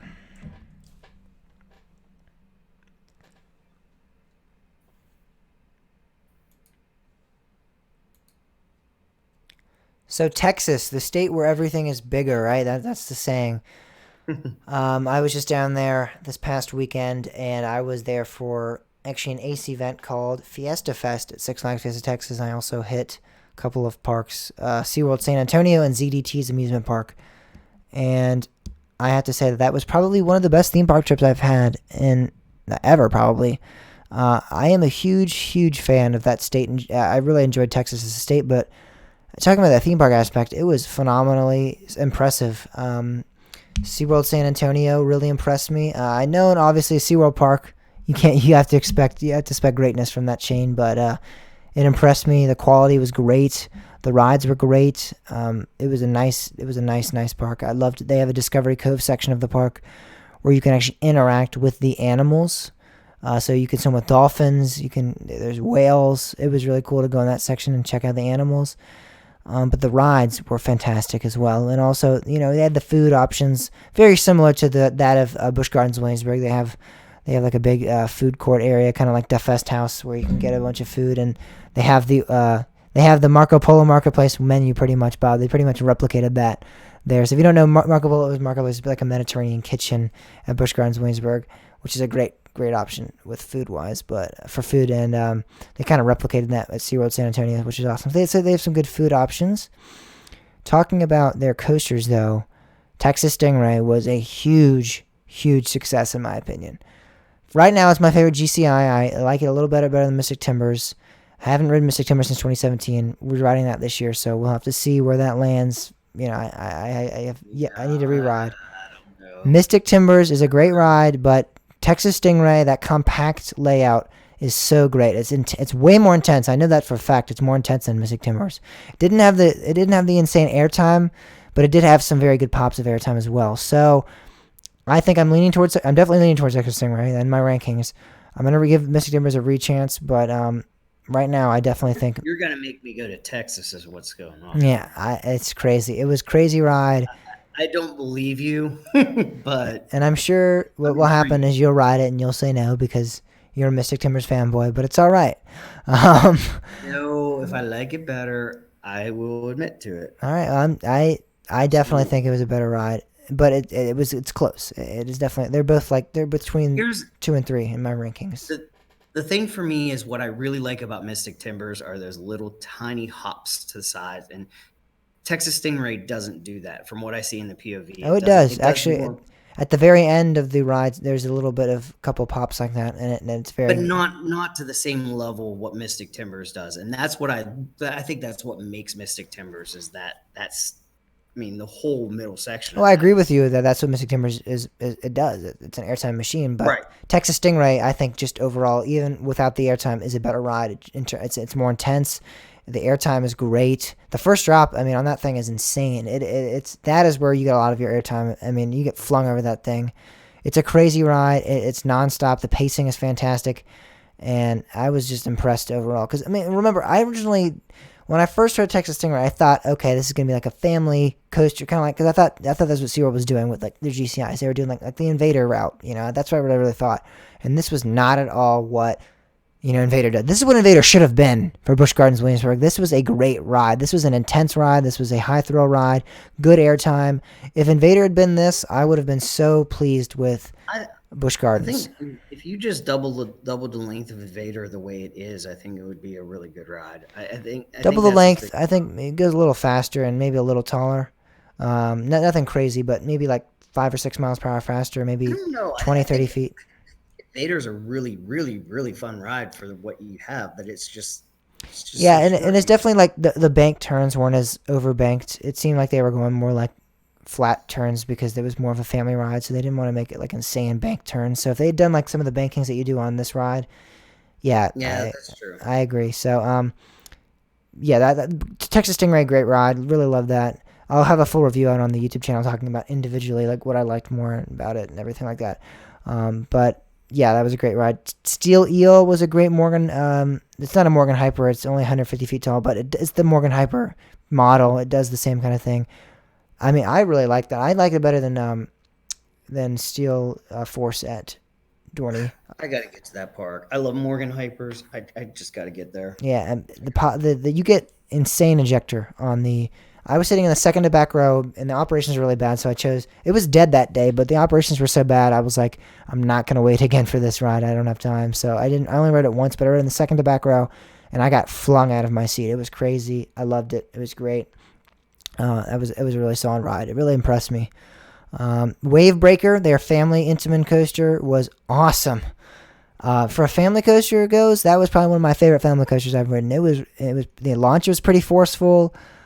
It was pretty going over the water was crazy. It was awesome. I really really enjoyed that ride. That was really really awesome. Their Batman clone Great White was my favorite Batman clone. It was themed to great white sharks, which is really cool. And obviously, with the name Great White, you assume that. But I'm a huge fan of great white sharks, so that was really cool. But that's not really like that. I liked it because a lot of the Batman clones kind of feel thrown into an area of a park. They're just kind of thrown in there. This really like actually fits with the terrain. It actually looks like it's supposed to be there in that terrain setting. James, we're gonna have to pause. Hold on. Oh, okay, no problem. Sorry, What? somebody walked in and was talking. All right, that's all right. Tell me where we're gonna pick up. Okay, well, let me listen. They came in to get chairs. They wish they would have It just was kept it and great. got them. Great white sharks, which is really cool, and obviously with the name feel thrown into an area of a park. They're just kind of thrown in there. This really like actually fits with the terrain. It actually looks like it's supposed to be there in that terrain setting. All right, that's good. I was just talking about how it's supposed to be there in that terrain setting. Maybe you can say something about that. I was talking about how Great White, the B&M invert, the Batman clone, it like really fits in the terrain. And not many Batman clones are just kind of thrown into an area, it seems, and this one actually seems to fit in Yeah, it. yeah, I've heard that. I haven't rode it. All right, Yeah, so you can talk. Just be like, yeah, or whatever. You ready? yeah. Okay, go. So I always love anytime something's thrown into the terrain, even if it is a clone. I mean, if you can somehow wrap it around terrain, I think it just adds to the experience. Yeah, and this really did, and it really made it my favorite Batman clone because of the theming and also because of it fits in the terrain as well. And then they also have their Mac-powered splash rides water coaster, which is Journey to Atlantis, which was really cool and unique and awesome. I didn't realize that you actually go backwards on these rides. I never watched a POV or off-ride footage of these things really. It's kind of like a shuttle coaster, isn't it? No, it's kind of like it's pretty much Escape from Pompeii, but it's just on a coaster track. It just goes up the lift.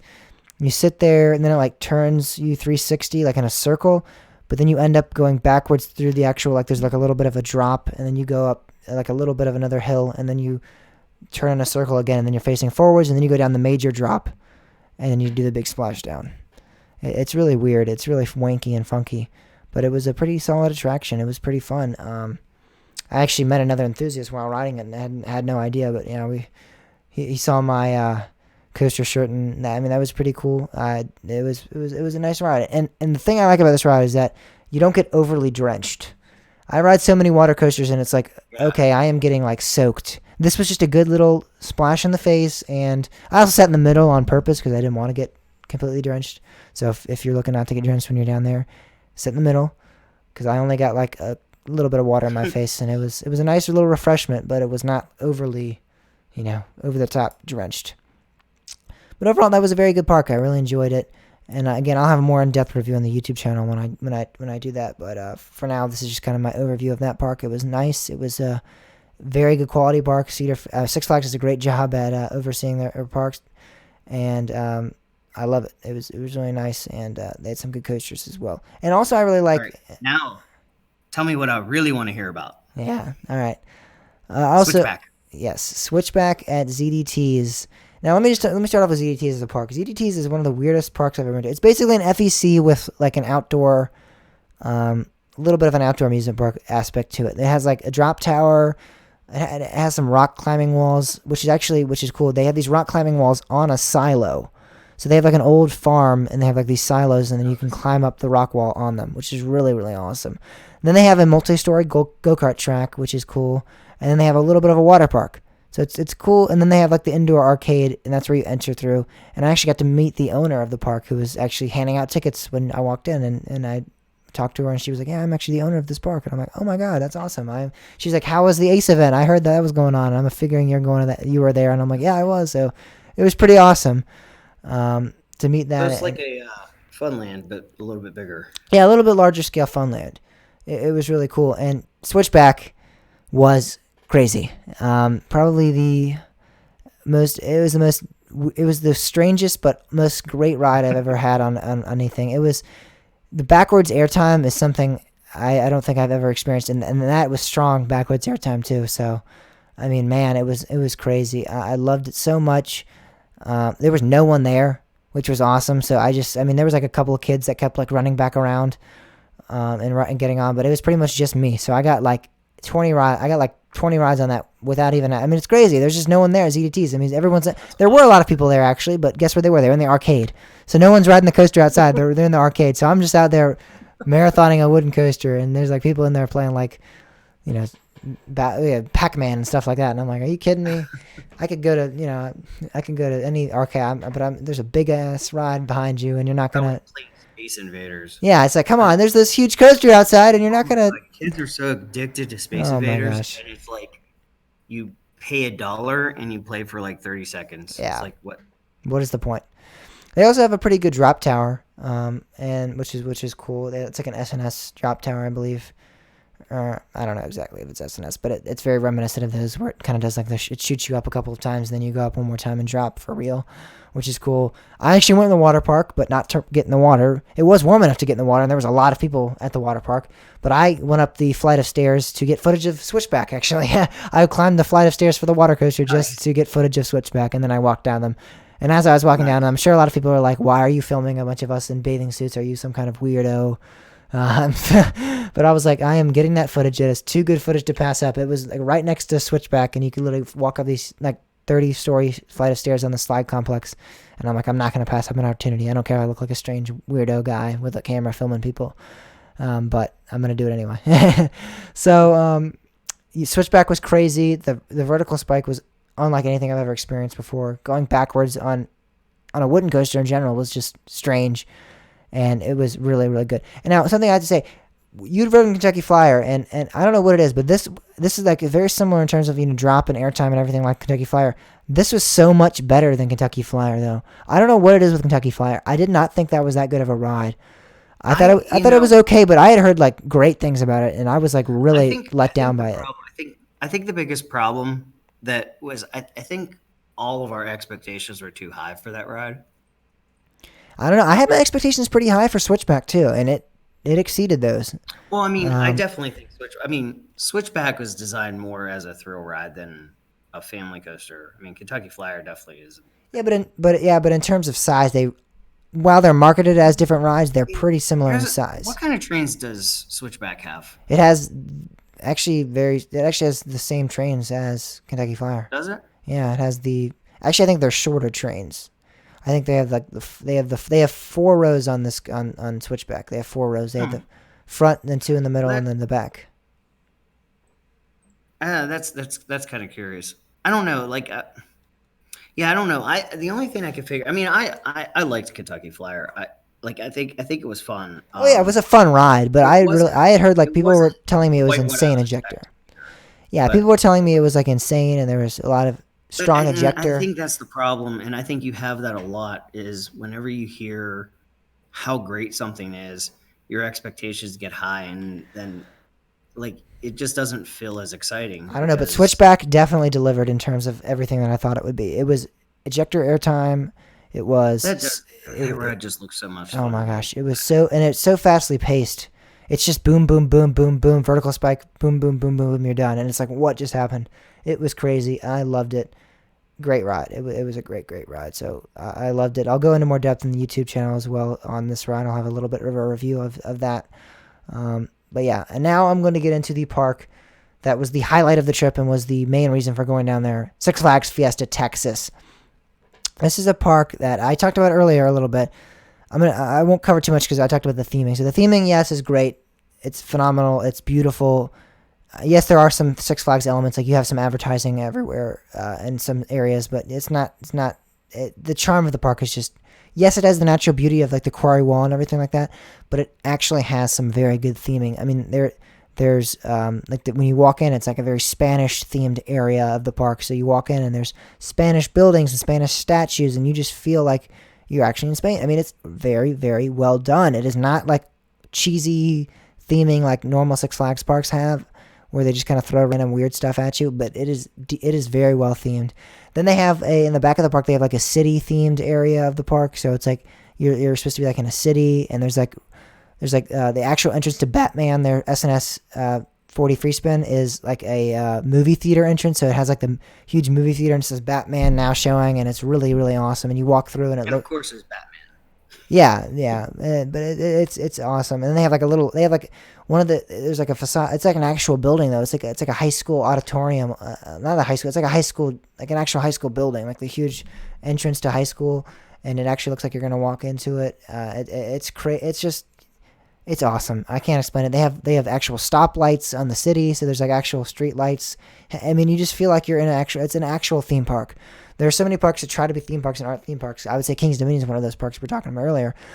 This park actually, out of all the Six Flags parks, has the greatest. I mean, it's just great theming, and they have a boardwalk section of their park too, where there's you walk through and you actually are on a boardwalk. You're actually on a literal boardwalk. They built a boardwalk, and you're walking on a boardwalk, and there's like all these different types of attractions. Like that's where their Pirates ride is.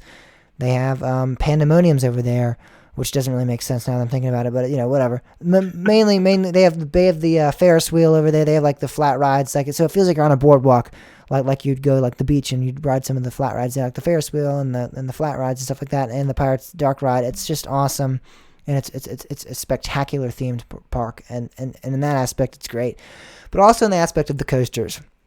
Wonder Woman Golden Lasso coaster was crazy. It was my first RMC Raptor, and they did not disappoint. They are insanely paced. You have to ride that I rode it like 7 or 8 times, and you have to ride it that much to comprehend what's happening. I did not realize how fastly paced these things are. It is so crazy, Bob. I'm telling you, it is like It looks bam, like bam, fun. bam, bam, bam, bam, bam. You don't. It is so you cannot comprehend what is happening. Now there are some coasters out there that are paced really well like that as well, but I'm telling you, I've never experienced anything like that. Even even Switchback, I was saying how that seems like it's fastly paced. That's Wonder Woman Golden Lasso pacing is like that on steroids. You complete element after element after element after element, and it's just like, and it's only 1,800 feet long, but you do, think about that track length and then think about what you do. You have like 5 or 6 airtime hills, 3 inversions, a 90-degree drop. I mean, you do a lot in a short amount of time, and it is crazy. It is insane, and it's great. Another highlight of the trip was Iron Rattler, which is the RMC hybrid coaster there, which was crazy as well. I really enjoyed that. I actually preferred that to Wonder Woman, which was surprising. A lot of people thought I was going to like Wonder Woman better. But no, I actually enjoyed Iron Rattler a little bit better. They're pretty close to my rankings, but they both made it my top 10, so Fiesta Texas is definitely worth the trip out there because it and it contains two great coasters. Superman Krypton coaster was one of my favorite B&M floorless coasters. It is my favorite B&M floorless coaster now, actually. It uses the interaction with the quarry walls are awesome. I love that so much. I think that's the most interesting thing about that park is the quarry walls. I think that's just such a cool concept. I didn't realize how large the quarry wall was either. Now I'd seen pictures and I'm like, okay, so there's like one section of the park where there's this quarry wall. That's cool, but it surrounds like 2/3 of the park actually, maybe 3/4. It is crazy how much is contained in that quarry wall. So, I had always thought it was just like one little section of the quarry wall, and that's where like the three coasters like Iron Rattler, Superman, and that were. But Iron Rattler is on the opposite side of Pandemonium, and Pandemonium uses the quarry wall too. So it's just the quarry wall is huge. You drive up in the parking lot and you see it, and it's right next to you actually because that's how large it is. It actually comes out into the parking lot some. So it is a large. I didn't realize how large it was, and it really is so beautiful and so cool, and it really adds to the charm of the park. But even if that quarry wall wasn't there, I'm telling you that park is just heavily themed it's great. I really enjoyed that park. It is 100% my favorite Six Flags park. 100% one of my favorite parks. And I was not expecting to like it that much. I thought it was going to be like a good park, a solid park, but I didn't know how much I was going to enjoy it. But it was crazy. It was great. It's good. It sounds like you had a good trip. Yeah, and Texas was a great state in general. I just enjoyed being. Yeah, I've been to Texas. I like Texas a lot. Yeah, it was really cool because, in Virginia there's so many trees and so many. It's a forest, so it makes sense. But going out in Texas, it was flat. You could see for miles and miles and miles. I mean, it was crazy. Yeah, I kind of like where I don't know. I don't think I'd want to live in Texas, but I definitely I like visiting Texas. Sadly, all my exes live in Texas, so I cannot I cannot live there. But yeah, Texas was a great park. I'm telling you, I've always considered Pennsylvania to be the best theme park state. However, I'm now reconsidering it with Texas. I still think Pennsylvania is great. I love Pennsylvania. It has some great parks. But with what I experienced with Texas, and I still have yet to go to Six Flags over Texas, and I'm already considering Texas to be the best state of parks. I don't know. It's close. Pennsylvania and that are both great, but I'd always had like a very solid Pennsylvania as the best state for roller coasters without a doubt. But I'm kind of reconsidering now with Texas. I wonder if you would put it in the perspective of parks per area, good parks per area, because I mean Texas is so huge. Yeah. Just like it's almost bound to have. Yeah, if you live in the San Antonio, Dallas area, you're set. But yeah, I agree with that. If you live far away, like I know Texas, like it takes like 24 hours to drive the entire state. It's so big, something like that, something crazy like that. So yeah, it is insane how large that state is. But if you live in that area, you are set. That is definitely some of the best theme parks that I visited, and I really enjoyed it. So yeah, that's about it for Texas. That was a great trip. I'll continue to post some stuff on the YouTube channel, so stay tuned to that. But it's time to get closer and closer to finding out the best coaster year of all time. And we're doing that in the segment we call Coaster Craze. No, we're not. It's called the Break Run. Oh boy. I have to redo that. I just realized 89 lost. Yeah. I'm disappointed now. We figured that out last week. Huh? Oh, you're saying that now. Yeah. All right, I'm going to redo that. Oh, well, let's move on. I need to get... On the segment we call the Break Run. There we go. Now I can edit that in there. What'd you say? Oh, wait. Was my audio on? I'm sorry. No, it was not. Okay, good. I didn't know you were re-recording something. Yeah, I do. I said the Break Run. I mean, I said Coaster Craze instead of the Break Run. I was just saying I still have a lot of work to do, so... I got to take a test in the morning, so I'm in agreement. Yeah. I need to get going. This shouldn't take too long. We only have 8 years, though. Yeah, we're definitely, yeah. Let me pull up. I'm going to pull up all the years real quick then. At least one of us will have them up then, because I don't have anything up right now. I guess, yeah, we only have 4 years. We have 4 battles, 8 years. Yeah, 4 battles. Yeah, I'll let you pull up. Jesus, and 2000's like insane. 2000 has like 800 rides, so I'm gonna have to. 2000 versus 2006. Then we have 1999.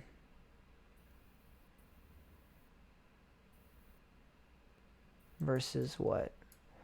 1997. Then we have 89 versus 84.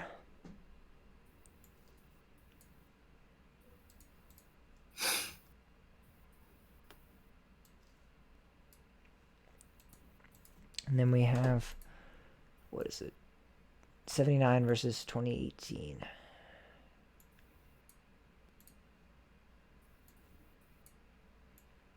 Oh, I did something. How do I? Can you? What? What did you do? Is there an undo on Google Docs? Yes. I clicked my mouse and how do you wait? Just Control Z. Okay, good. Oh, that doesn't really matter. All right, so let's get into it. Yeah, let's do this.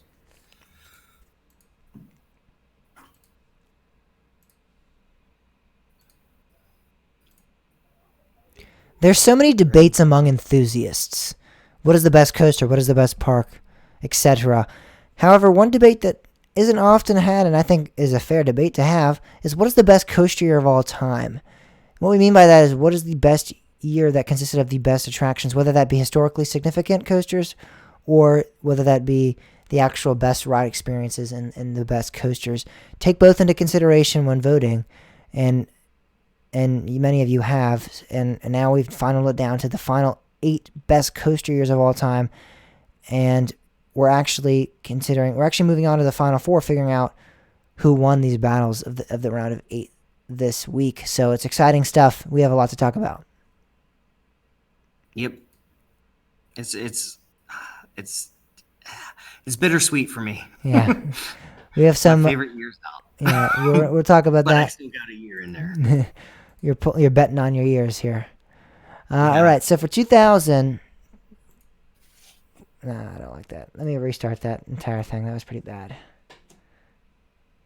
I'm gonna just restart that segment. All right. All right. I felt that was kind of slow.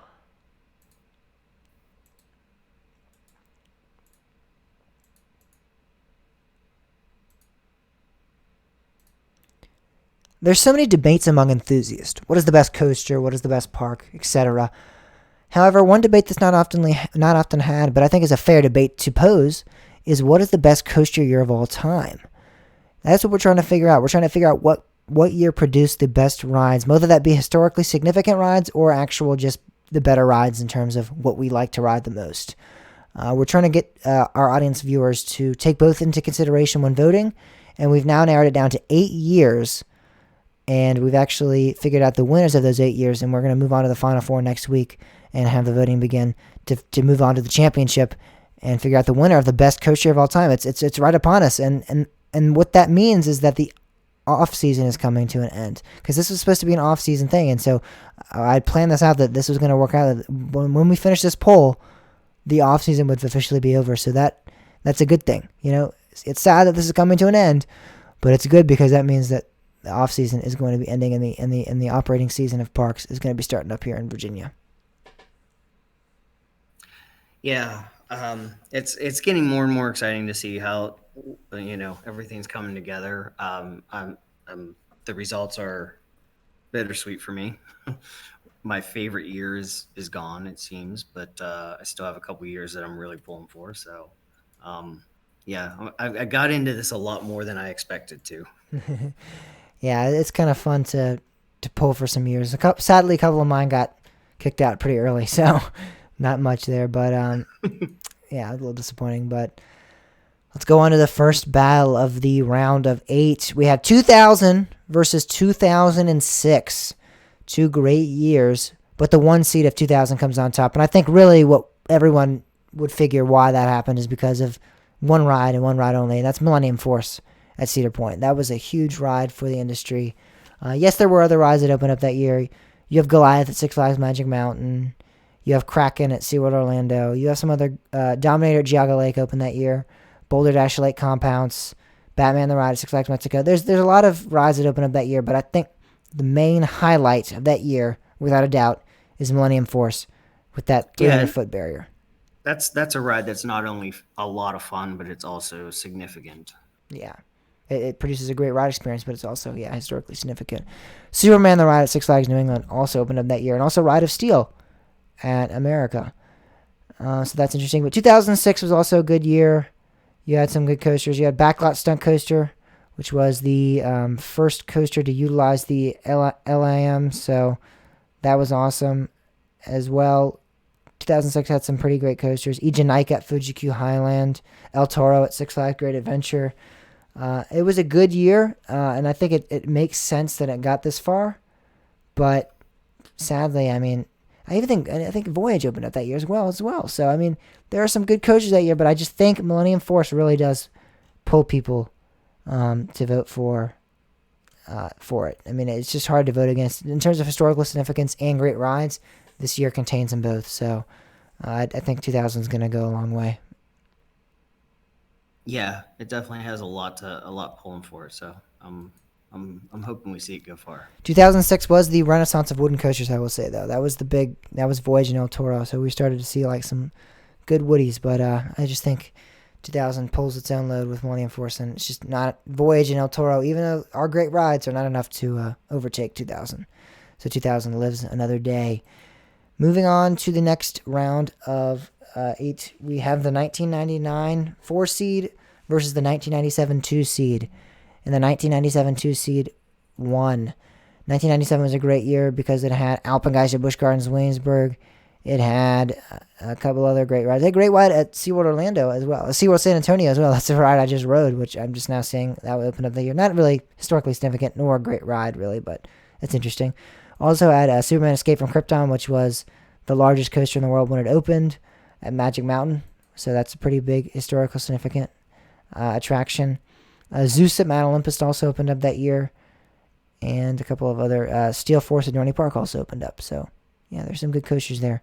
1999 was a good year. It had Apollo's Chariot, the first B&M Hyper, Afterburn at Carowinds, and Georgia Scorcher at Six Flags Over Georgia. It just wasn't enough. It just wasn't enough to overtake 97, which had, I think what really pulled that was Superman being the largest coaster in the world when it opened. And also you have Alpengeist, which was the tallest, fastest, and longest B&M invert when it opened up. So I think it has two things going for it there. Yeah, this was a toss up for me. I think both sides. I'm kind of indifferent. There's good pros to each one. So we're really getting to the years where you can see either one. And it doesn't really matter. It just depends on what the audience decides. Yeah. Yeah. All right. So that does it for that debate. 1997 does take out. So and when we're doing the round of 8, I just wanted to make this clear. This is actually the winners of each region. So we just did the 2000s and the 1950s, which was the 1 seed of 2000 versus the 3 seed of 2006. That was that 2000 won the year of 2000s and the 1950s. It won that region. Now the 1990s and the 1920s and 30s, the victor of that region is 1997. So now we're going on to 1980s and the 1960s.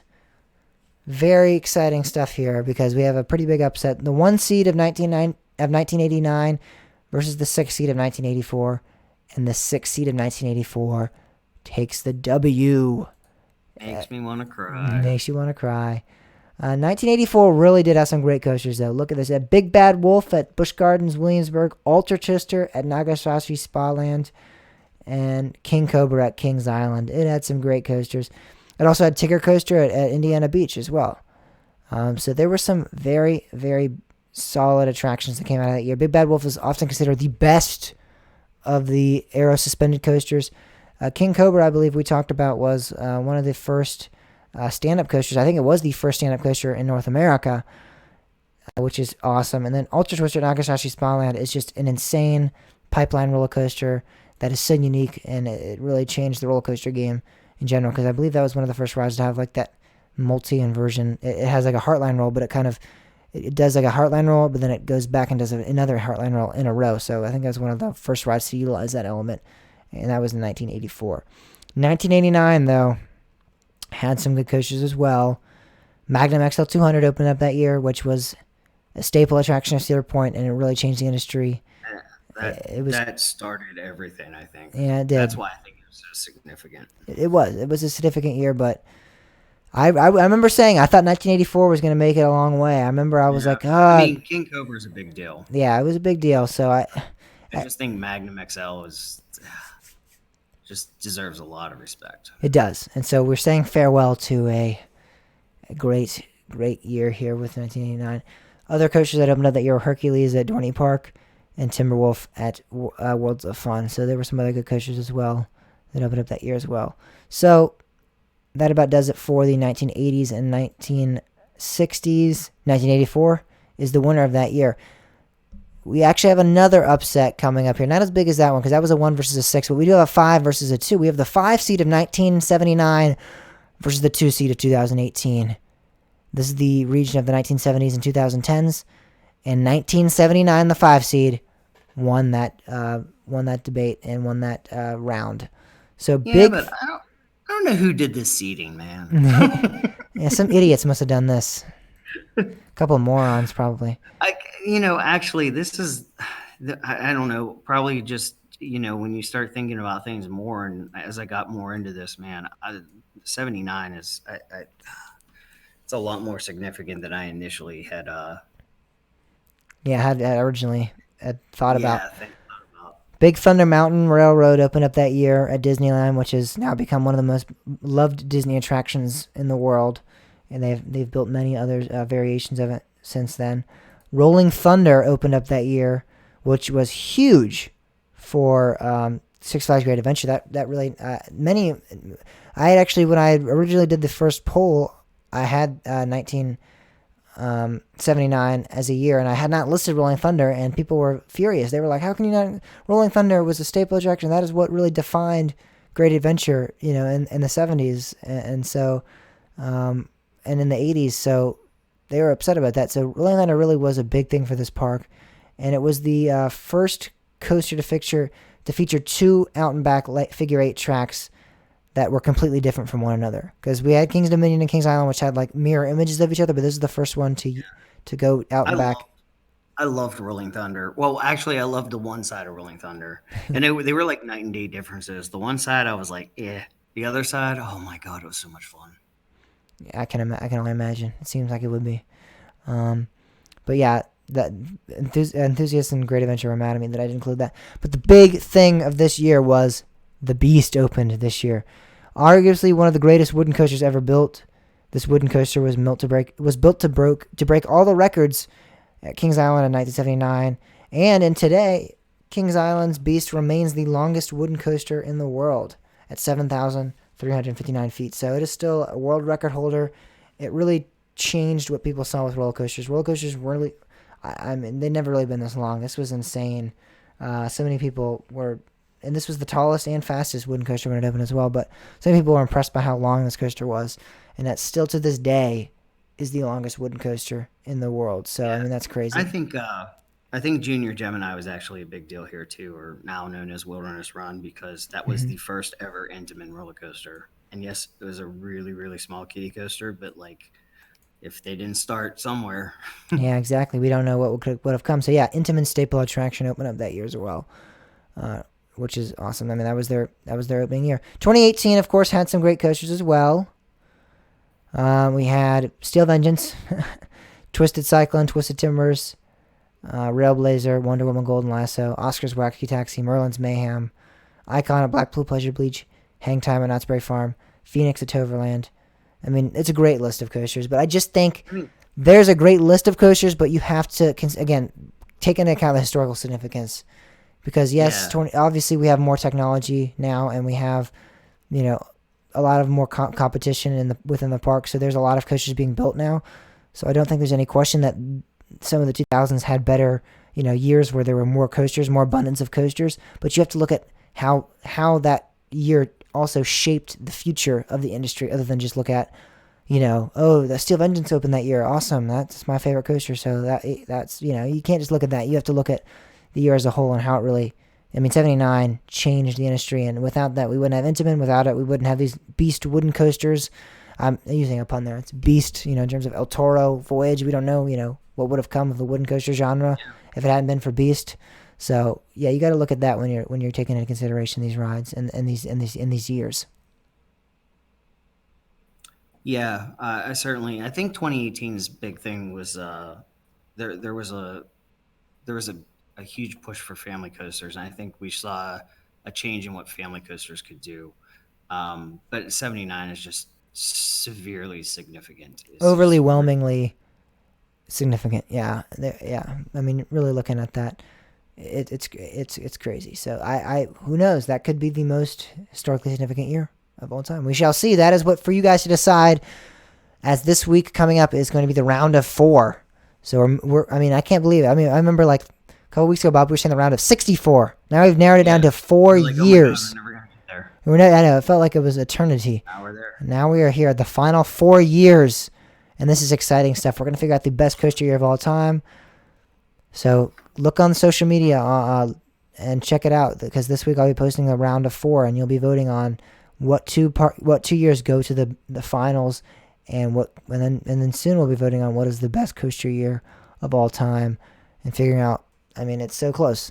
It's so close. I'm really looking forward to figuring out what you guys think really shaped the industry the most. But yeah, that's about it. Check us out on Twitter at CoasterTalk_pod, at CoasterTalkPod Bob as well, because he has his Twitter and he does his analysis on the industry right there. Facebook at CoasterTalkPod, Instagram at CoasterTalkPod. You can contact me personally, James at CoasterTalkPodcast.com. And also, if you have any feedback on the show, let us know. Go to CoasterTalkPodcast.com/contact, and you can leave any comments, questions, or anything you have to say to us. You can leave there and let us know what you think. So yes, check out our social media this week, because we'll be updating that for the round of 4, Battle of the Ages. Really looking forward to figuring out what you guys think the best coaster year of all time is. But that's about all we have in store for this week's episode. We'll see you guys all next week. Thanks for listening.